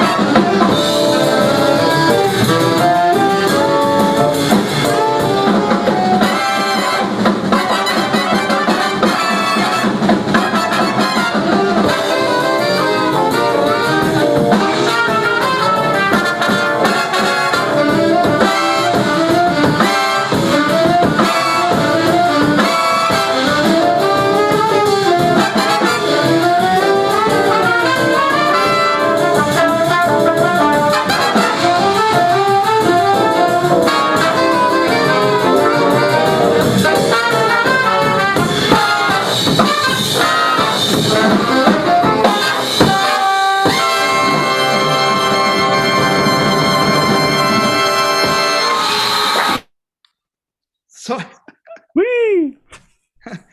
Yeah, I just thought it was a nice clip. That was great. And all the horn players, how many people ever played this chart right?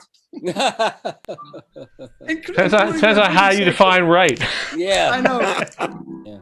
Yeah, I know. Anyway, Jimmy, that's what I had prepared. I can look for something with you too, if you want. So, Well, I'm talking about a real concert. Okay. I'm talking about us coming together and doing a tribute to. Oh, coming up soon. And okay. A tribute to Mike. Okay, what? Together. Yeah, that's really something. You know, I think Dottie and you were talking about that. So right. We had talked about actually when we didn't know what was going to happen. We were talking about doing it at Dizzy's birthday, around Dizzy's birthday last year, but then of course COVID went longer than we expected. So maybe we could look at October of this year. Yep. Yeah, I would think so. That'd be great. It would be great to and Frank Ponzio, I don't know if he's still here. Oh, he has agreed to play piano, and I think he'd be a wonderful. Hi, Frank. I'm using your name. Frank is here. I'll do my best. Frank. So I think that's something to look to work towards, you know, and to look forward to, and hopefully by October we'll be able to actually get together, and I don't know. And I think it would be very good to not only have all of those seats filled, but also put it on Zoom. Yes. Where people could pay $10, $15 to see the concert. Mm-hmm. And then with the money that's made, you can pay all of the musicians for all the money we never made. Yeah. No, a lot of you guys gave up some very good paying gigs sometimes to play with the band, and it was very, very much appreciated. Hey, I just want to say one more thing, just because early on, Christian had said how Mike always said he was a student of music. And of course, I only consider myself an eternal student. But one gift that Mike gave me, and I just want to share it with everybody as students of music, which is a life lesson that's unbelievable to me, was his big band arrangement of Kush. That was the most masterful thing ever. And I always felt like we could never play it to be what it really was, or me personally, you know, it's just my own stuff. But I did have the guts to listen to the recording of the big band a few weeks ago, and I thought it sounded great. It was amazing how the parts and the principles of harmony and movement and syncopation and his vision from going from the sextet. That's an amazing recording of Kush with Moody and Dizzy and Mike, and then follow it up with Mike's solo piano version of Kush that I had the honor of being in the studio, and he did 2 takes of it. And he says, now let me do another one. I said, the first one was fine. And he says, now I'm gonna do one more. And he played, and it was just like, oh my God, I can't believe I'm watching this, and the history of the big band plus the live with Dizzy. So as students, check those 3 things out, and you can feed off of that for the rest of your life. The mysteries that are contained in that are mind-boggling to me. You know, Bob, when you talk, Kush is I think is one of the greatest pieces ever. Yeah. I love the version of it on Swing Low, Sweet Cadillac. Yes. Oh yeah, ridiculous. Yeah. But also Mike's solo piano version. It totally, I'm his wife. Yeah. Yeah. It just totally blows me away. Right. And the people are not aware of that as much, I don't think. That, no, and that other pianists have actually said that Mike did not play it. But he overdubbed it. Oh my God. Yeah, you overdubbed that. You played one part, then you played another part, and they will not believe that he played it. He sat down and played it. Right. Which CD is that? I forget which big band it's on. Is Explosion 2 or which one? The solo piece. The solo version. The solo one. Yeah, I'm forgetting which record. Well, it's number one, it's on YouTube. And I agree with you, Dottie. I think it's a masterpiece and people don't know about it. But if they do, it will, Mike was always laughing at it when we talked about that piece. And he said, if, no one would ever be able to transcribe what he's doing. Right. And, it's because you have to hear all the rhythms before you actually play them. Well, he used to always say, you're not going to transcribe a time conception. Yeah. That way, and that's the ultimate version of just that exact. Hey, we all played the hand drums. We only personally know what that meant. And the value of the hand drum is beyond. Right. I can't even explain it to anybody. And actually, at this point, I don't try to, because I don't want to get pushed down from people who don't agree. But that was the biggest gift of talk about loosening yourself up and flow and line and filling your bar with rhythm. Man, I mean, come on. The saxophone and pads and keys and drums. It made you play changes better too somehow. And even Mike couldn't explain that. He said, somehow, even though I didn't study, it's a very little playing changes with him during that time period. But the drum, suddenly I found myself making changes better. And he's like, because rhythm is playing melody. That's right. And the flow and time conception made other things all work together. Right. Yes, I'm so glad. It was spooky. It was totally spooky. It was definitely spooky. Yeah. And then Christian, I don't know if you've remembered, but remember the video? They did that film and they asked us to be in it, that film crew. Remember that video? That's a great video. They came to my house.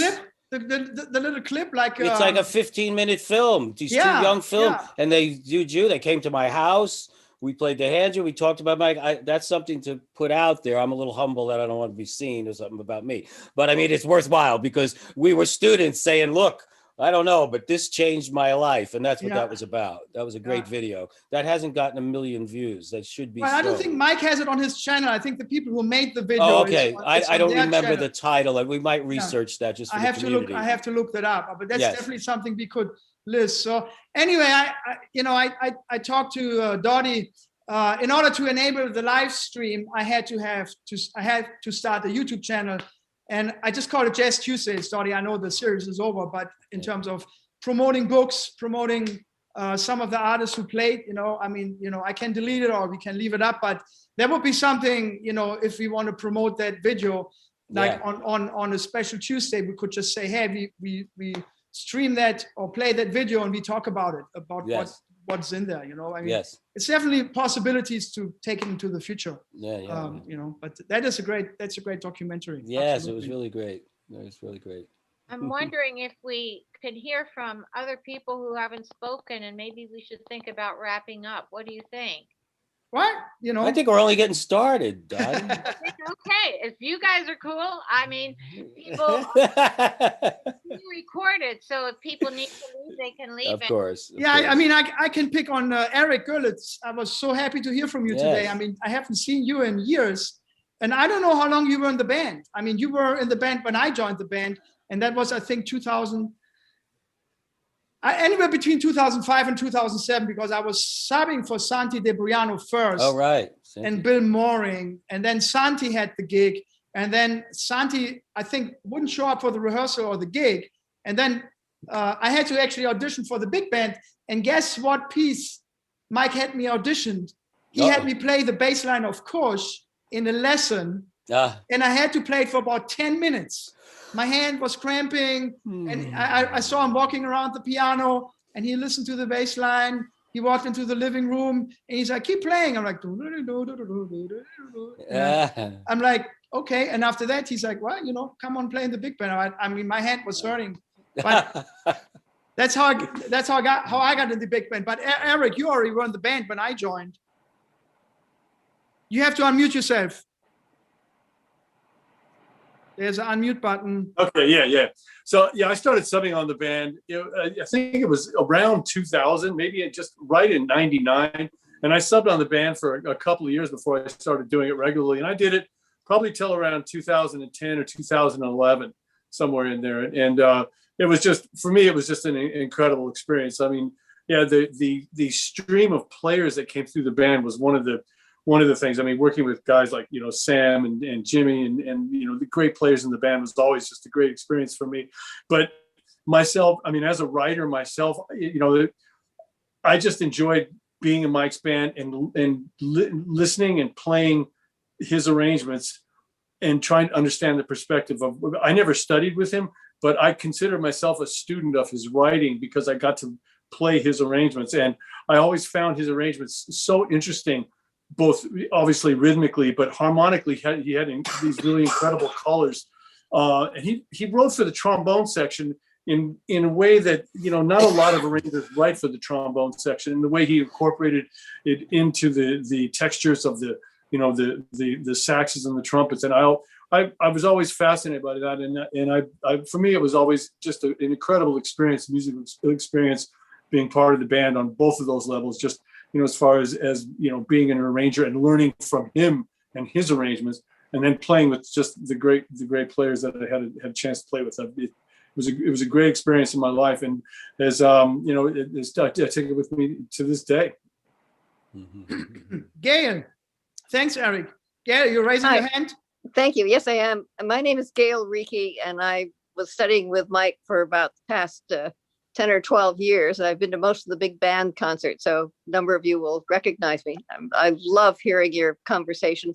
I think there's so many stories about Mike, and I'll just mention a couple of things that occur to me. One is that when I began studying with Mike for about the first year, I was afraid he would fire me, thinking that I wasn't practicing enough. And at one point, after I'd been studying with him for several years, I asked him which of his students he was proudest of.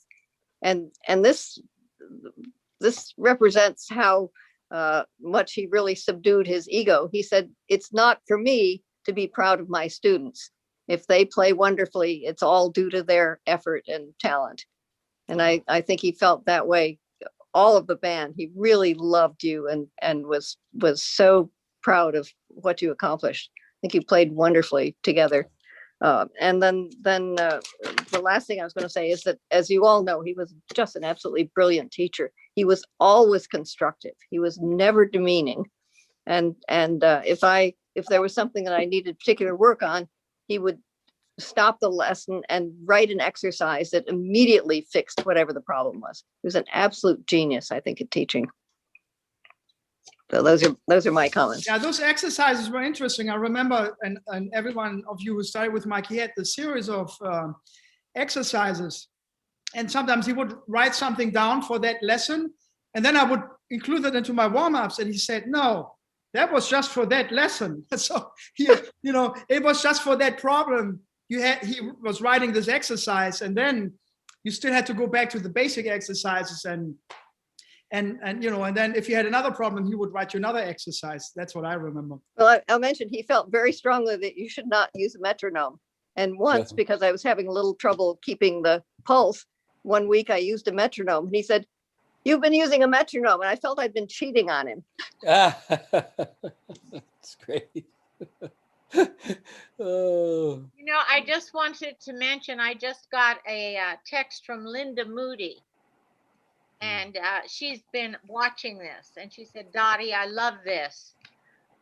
Please tell everyone hello for me. It makes me very emotional." I love you, Dottie. Yeah, Moody was, Mike and Moody were brothers. They were true brothers. Absolutely. Yeah. I'll never forget one birthday. Moody called me up and played Happy Birthday to me. And it was like, I knew Moody as a person, but a part of me just detached from that and just was into James Moody has called me to play Happy Birthday. It was just surreal, absolutely surreal. That's great. Well, Mike knew his brother so well, he also could perfectly imitate him. I know. Yeah, Moody had a list. Yeah. And Mike and I always had this, that's getting it out, but he had this book, James, and I think Linda, if you're watching, James gave, and we cleaned up Mike's place. That was like about 10 years ago. Some of close to Mike thought we should put some order in there. And he had this book called Behold a Pale Horse. And it was all about the UFO cover-up. And so I found this book. It's like, Mike, you got this UFO book? And it's like, oh yeah, James Moody gave it to me. And he was always imitating James. He gave Mike the book to read about the UFO cover-up. And he's like, Mikkel, you got to read this book. Mike imitated him. And anyway, so James Moody actually gave him that book, Behold a Pale Horse. So Mike could educate himself about the UFO cover-up. So that was pretty, and I'm like, wow, James Moody, he believes in the UFO. It's like, wow, to me, it was like, wow, great. And then I said, Mike, did you ever read the book? He said, no. Oh, great. Well, talking about James Moody, when he had been off the scene for a while, but he came back, I think early 60s, or maybe just before that. Yeah, late 50s, early 60s, and formed a septet, I think. And Tom McIntosh was the musical director. And Tom being a close friend of mine, I got to hear the band a lot. And down at the Five Spot and at various places in town. And I'm telling you, I don't think anybody could play the saxophone like James Moody. No one. Yeah. I heard a story that the Moody was playing, they were jamming somewhere. And Moody was playing, and Sonny Stitt walks into the room, and Moody is wailing away, and he had Sonny Stitt had his horn, and he stood there listening to Moody, and turned around and walked out. he didn't want to take his horn out with James there. Anyway, Sonny Stitt. But not James Moody, and personally, James Moody was so sweet. Oh yeah. The amazing story of his career when he his solo on "Mood for Love" became a hit. He didn't even know it. He was in Europe. Somebody told him. Amazing stories. Dottie, you might know more stories. Yeah, he got for the Mood for Love. He got he recorded it in Europe, and then he got on a plane to come back to the States. And when he got off the plane, they told him that it was a hit. And then I think it was King Pleasure wrote words to it. Yeah, and everybody in the Black community, I mean, and this was like Eddie Jefferson kind of rhythm, you know, and everybody in the Black community, of course, could sing all the words to Moody's Mood for Love. And yeah, an amazing story. Yeah. To have your solo become a hit. Yeah. How many people can say that? Yeah. Nobody. But Yeah. Moody could. Moody could. Moody could. Well, it was unfortunate what happened with it, though, from the standpoint of Moody. Yes. You know, that, you know, he never got any royalties or anything because he was put down as "I'm in the mood for love." Exactly. And he never played any part of that melody. And he never I think that went to court, and that was injustice. That was. Oh, he didn't. I don't think he got. Originally, it didn't go to court. Oh, it didn't? And that's one of the things that pissed me off. Oh. That none of the lawyers who are around would take a case like that, take it for free, because Moody didn't have the money to pay them. I got it. Oh, And they could have won that case because, you know, he didn't play out "I'm in the mood for love." No. No. And chord changes I are don't not. think he copyrighted. got the recognition that he should have gotten as a jazz soloist. I mean, an amazing, truly amazing jazz soloist. Right. Didn't get as much recognition as he should have. Yeah. Well, I'm about ready to go. All right. It's 2 hours, and All right. it was well, great. I scheduled 4 hours. I didn't know how long the stories were going. And Dottie, I just sent you a link. I don't know if you want to invite Linda if she's still watching. She could come in if she wanted to. That's up to you. If we're going to end. No, I'm just saying, if she wanted to say hi quick, I just texted you the Zoom link. You can send her the Zoom link. She could join us. She just sent me a Okay. thing. Eddie Jefferson wrote the music. And Jimmy, this is from Linda. It did go to court. No, not in the very beginning. When it was, you know, it went to court when he got together with Gil Fuller. Oh, okay. All right. Anyway, if we're going to wrap up, I'm not going to invite Linda in, but if we're going to keep going, I'll invite her. Well, you said not everyone has said something. I know, you know, Antoinette is here since the beginning, and we have Brian. I don't know. I wanted to see if you wanted to say something quick. I mean, Ira too. And Brian, I know you agreed that the last set a year ago, the first one was one of the best sets we ever played. I said it at some point, and you're like, I agree. So I know. There's some killer trumpet playing on there, and anyway, and thanks for getting all the trumpet players throughout the last couple of years. So is the first set on YouTube? That's the first set on YouTube. Yeah. Okay, I remember Brian's solo. Yeah, that was. Yeah, what tune was that? Love Come Back to Me. Love Come Back to Me. Okay. Yeah. Steve Morley. Is that you? Yeah. Didn't you sub on trumpet?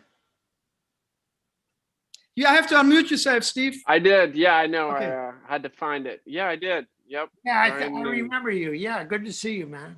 Likewise. Yep. Brian was very nice to invite me in. So Yeah, you had a sounded great time. You sounded Thank great. you. Hi, Lee. Hey, Frank, I just was, I've been really delighted hearing everybody's personal stories and everything over the years. Paul West and Jimmy, and I've just been like just basking in the memories. I mean, there's not one thing that was mentioned about Mike tonight that I haven't experienced personally on a deep level, and everything that everybody's been saying, like, I mean, the personal connection thing that Mike had with everybody, and it's so true. I saw it over 25, 30 years. And it's just great seeing all you cats again. Frank, I like the new look, man. A little hair here and a little hair there. Yeah, Lee, we should Dottie. Yeah. So, Go ahead. So Dottie, Yeah, I'm trying. I hope we have a live concert memorial tribute to Mike Longo in the fall. I hope so too. We'll work on that. Jimmy Owens is really he wants to do that, and he would probably be the leader, you know. Oh, that's great. Yeah. Yeah, Jimmy, that would be great. Yeah. I was thinking it being a tribute to Dizzy and Mike and playing all of the music that Mike wrote For Dizzy. of Dizzy's composition. Oh, that would be. That's a great idea. Oh yeah. Yeah, that is a great idea. Well, we've got to. Well, let's hope it happens.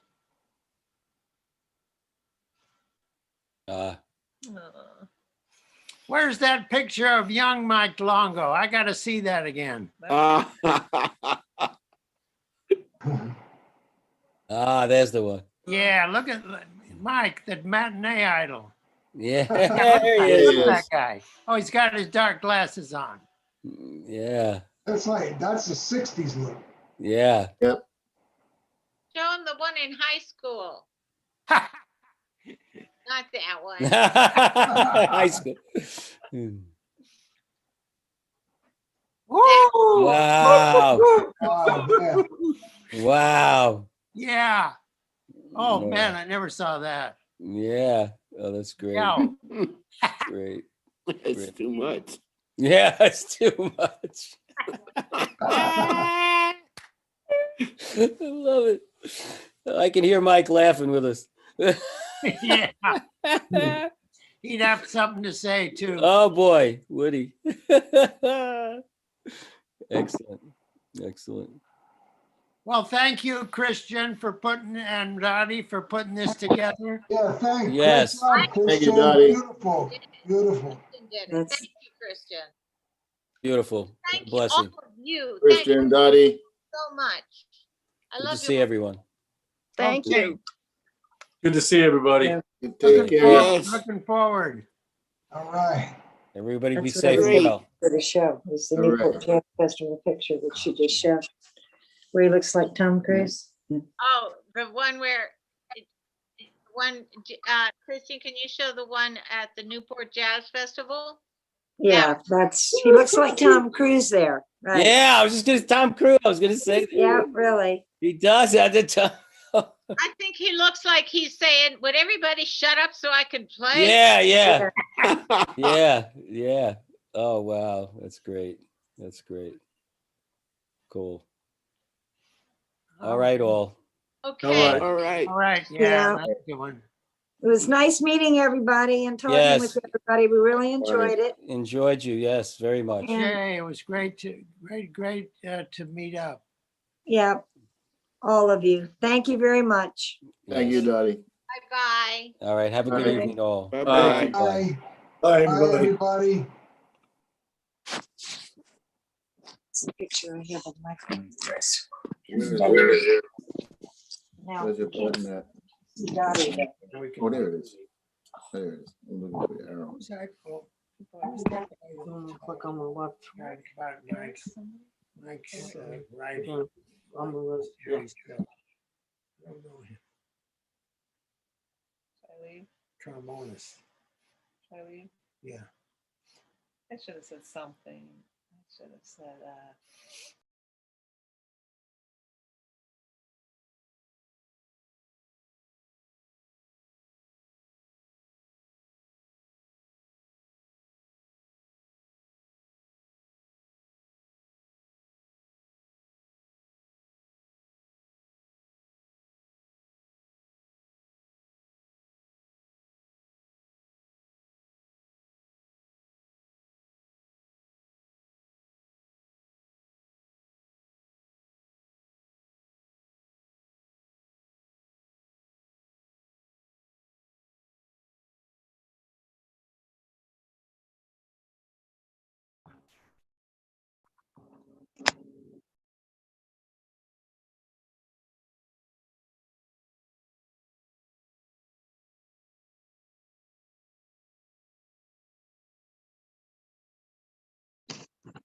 Oh, Linda, sorry, I was unmuted. It's Christian.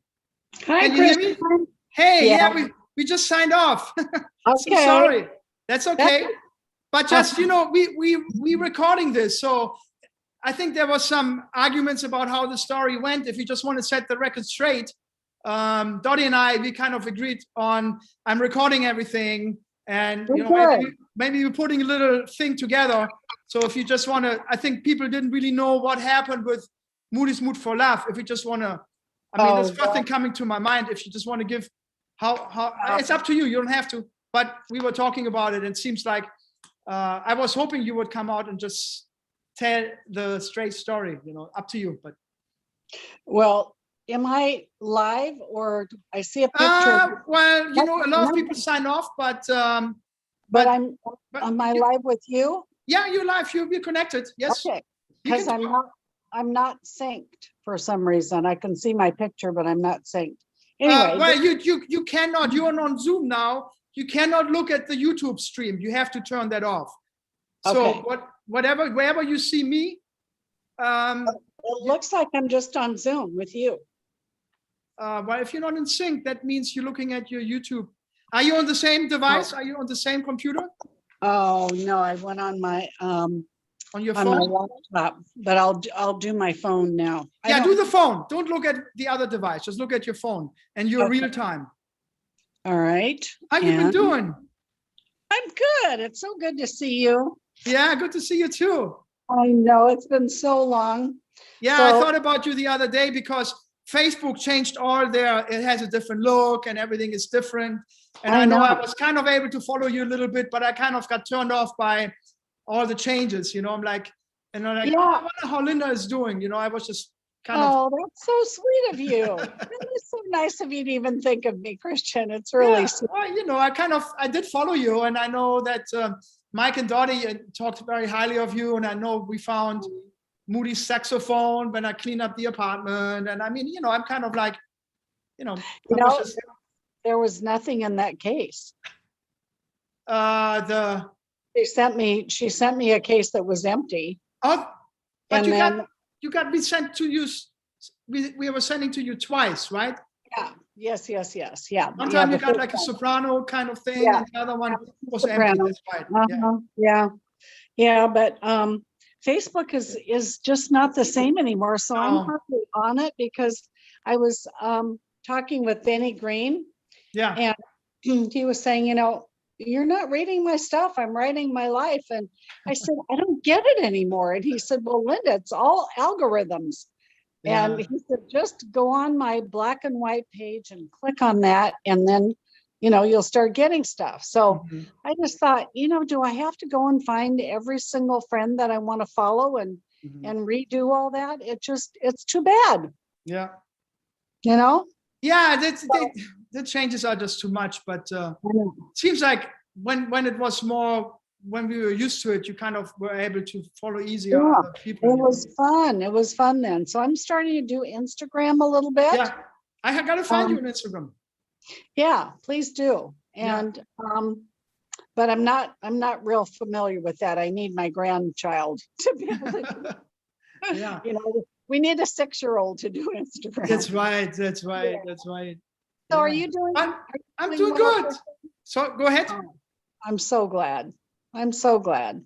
Yeah. It's just so good to see you. Yeah. Yeah. Yeah. I was just wondering if you want to talk just a little bit about Mike and Moody. You know, I mean, if you feel like. They were so special together, and you know, they loved each other so much, and they truly were brothers. And it's just so rare that you see that relationship. You know, I just became very emotional listening to all of you, because it really, you did such a beautiful job, Christian, of putting it all together, and all the help that you're giving Dottie. Oh my God. I just said, Dottie, look what you've accomplished in this year. Just look at that. I said, I am so far behind because I don't have any help and I don't know what the heck I'm doing. And, you know, it's all on me. And you've been so wonderful to her. It's taken so much off her plate, you know. Thank you. She had a lot going on with that move. Yeah. And oh my God. Yeah. You know, how many years was he in that apartment? 50 years? I mean, I think that's the only place he ever had in New York. I mean, it's 50 plus years, I think 60. Yeah. So we did clean it up in between. I don't know if you were there. You were in New York. I think you saw the yellow paint and everything. Yeah, no. Oh, did I see yellow paint? Yeah, I guess I did. Yeah, that was very sweet. But as far as Moody's Mood for Love, you know,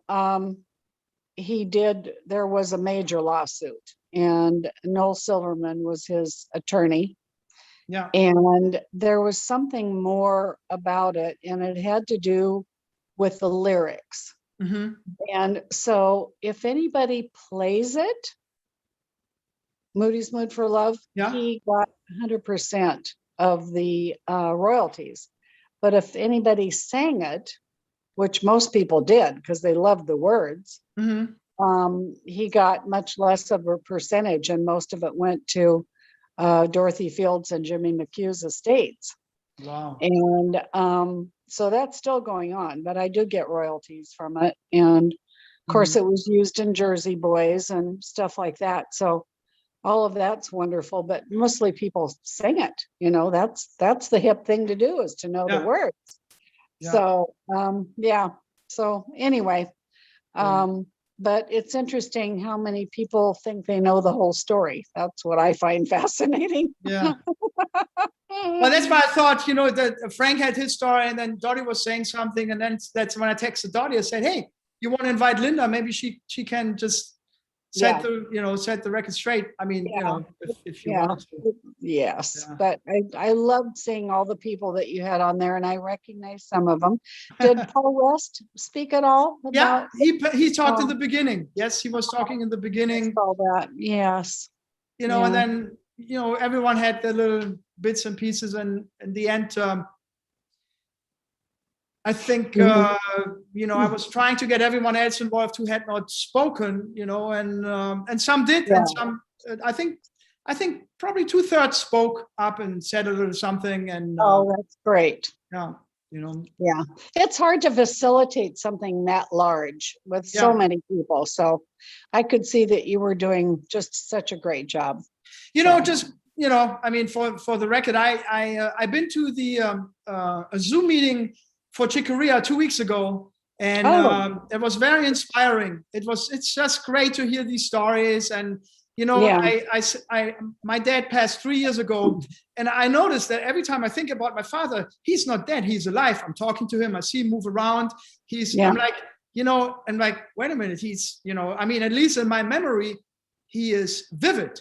And when I watched the Chick Corea memorial, it was really nice to hear. It was the rhythm section who played with Chick Corea in different parts of his life, and it was really great to hear all the stories. And then a few months before that, there was a famous bass player with a funk fusion soul band called Tower of Power, who passed away, and they had a memorial for him.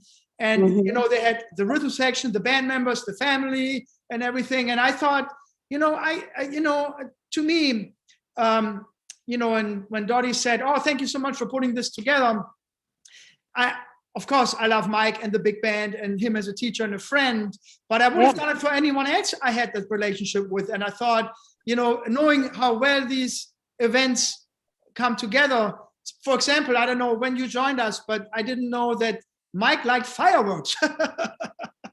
Yes. I never knew that. I'm like, I find it inspiring. It's like, I'm trying to think Mike going in the middle of the night at 3 o'clock in the morning, putting a rocket in a bottle and lighting fireworks, I think it's just great to have these stories, and it's like these get-togethers, since we are not out playing and touring and doing what we usually do at nighttime.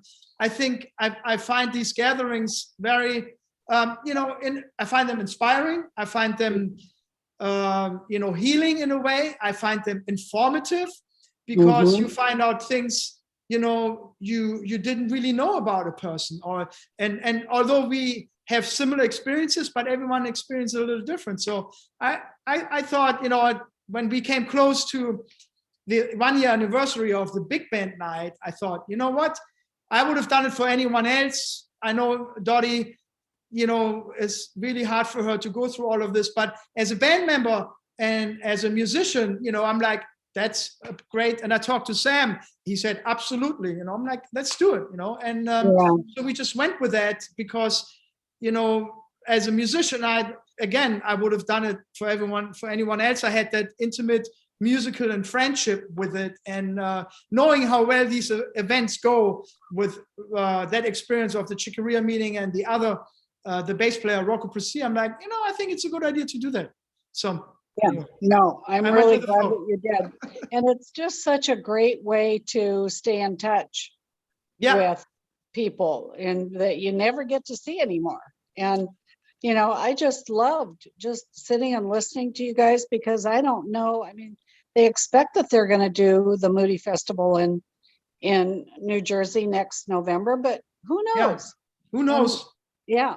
And so I just love Zoom meetings to just stay in touch and see people that you love and care about. And, it's just, I really appreciate you doing it and inviting me, and Dottie telling me about it. And I just loved all the things about Mickle. I got big tears in my eyes. And then, of course, when they started talking about Moody, then I really kind of just lost it.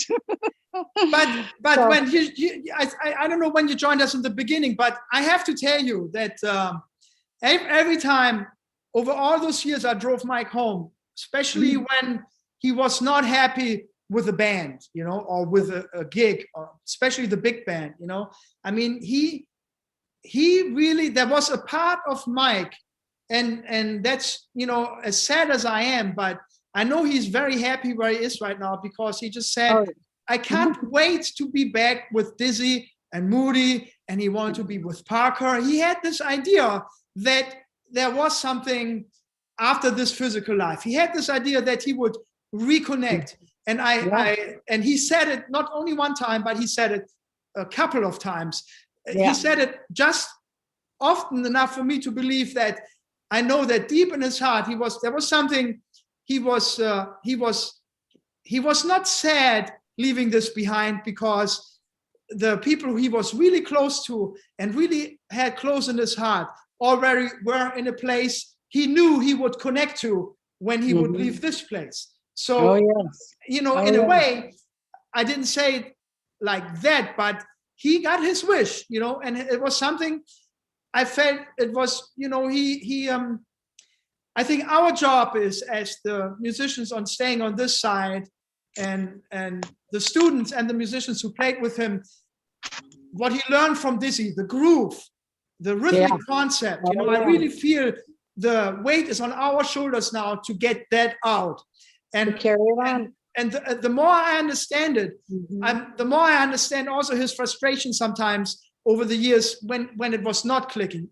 Obviously, when it was a great night, he was super happy, and he said, check this out, There was a different tone in his voice when he said, check it out because it was great, or check it out because it wasn't great, But I do, after all this, I had a lot of internal reflection, and I get the idea. I know, being on this end of the world, I know where we have to take it to in the preparation to this meeting. I was listening to the last big band gig. I was just like, this sounds great. This sounds really awesome. I know what he was talking about. It was kind of more a confirmation to me. It was really a confirmation where to take this into the future. It's good to be reminiscent and everything, but he did the DVD 1, 2, 3, and 4 about the rhythmic nature of jazz. And there was a reason. He said Dizzy wanted him to do that, and he felt very driven to complete that and to leave this here, and he finished that. So anyway, to me, it's just a confirmation. I felt very inspired to listen to the big band, and the groove really got to me. And I'm like, that's what I need to do. That's what we need to do as a band. We really have to take that and make sure other people experience this. I mean, this groove would set you free.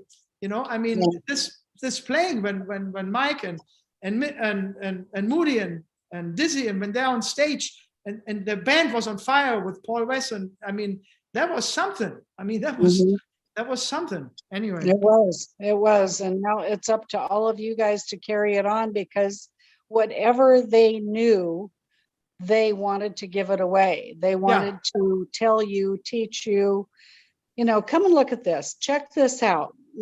Have you ever thought of it doing this way? And they'd be at the piano. And, I still hear Moody, and he was a famous musician came to visit us in Moody's last days. I won't mention who it is, but Moody was sitting at the piano, and he was just so sick and just wasted away. That's all I can describe him as. And this musician sat down beside him, who was a pianist, and he said, and Moody says, have you ever thought about doing it this way? And have you ever, and so then I heard this musician say to somebody, he was just always trying to change what I was doing, clear to the end.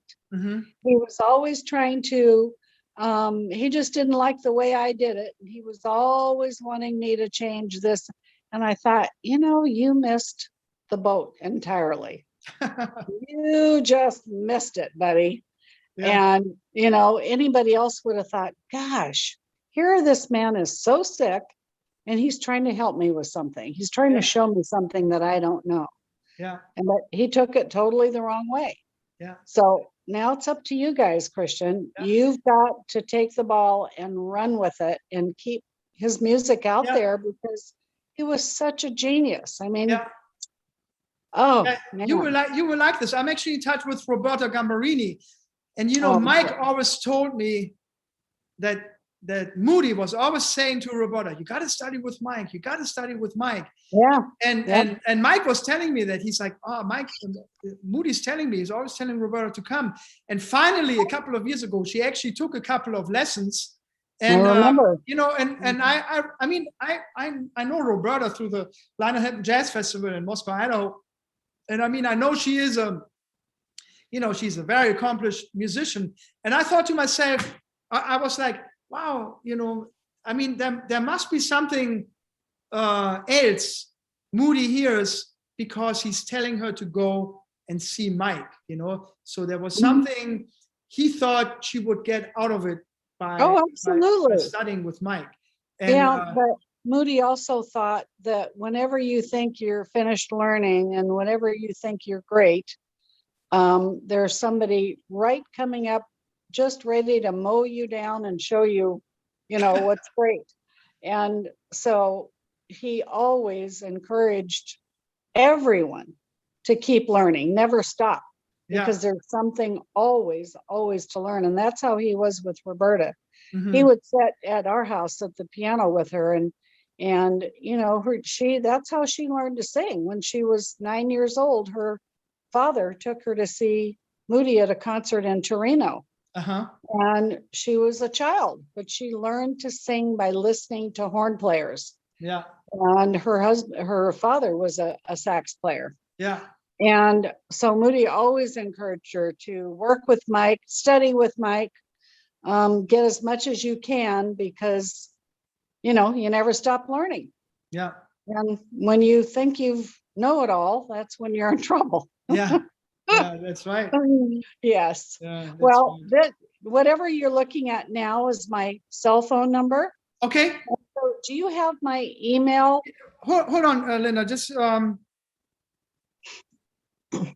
hold on a second. Let me, you know, she forwarded, hold on just 1 second. Let me just double check something here. I would love to always stay in touch with you, Christian. Yeah, absolutely. You know what, So- just, give me your, hold on 1 second. Okay, give me your cell number. It's 619. Yeah. 778. Yeah.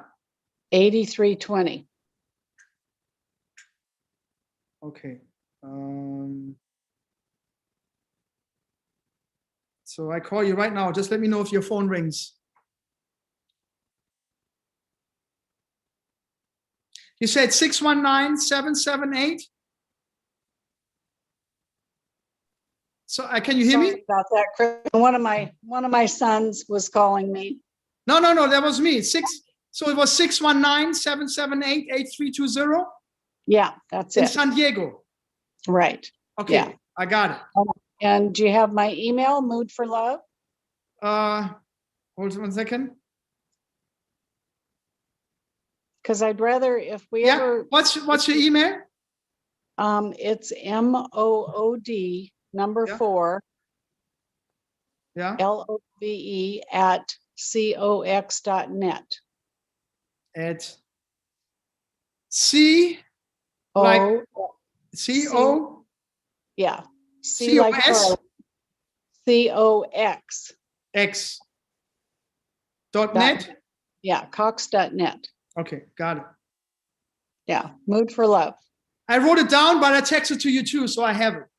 Okay, all Cool. right. That's good. Yeah. Linda, great to see you. Last time I saw you at Michael's, Michael, I want to say Michael. Mike's birthday surprise party.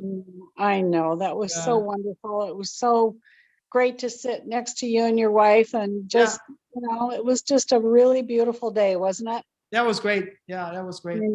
I know. So I hope I get to see you again. Yes, Linda, thanks for And- coming in at the end of it. That was great. Oh, I'm so glad Dottie told me about it. I had an appointment earlier, so I just scrambled home and tried to get in as quick as I could. What time did you join us? Do you remember? No, but it was later. It was it started at 5 o'clock. Yes. My time.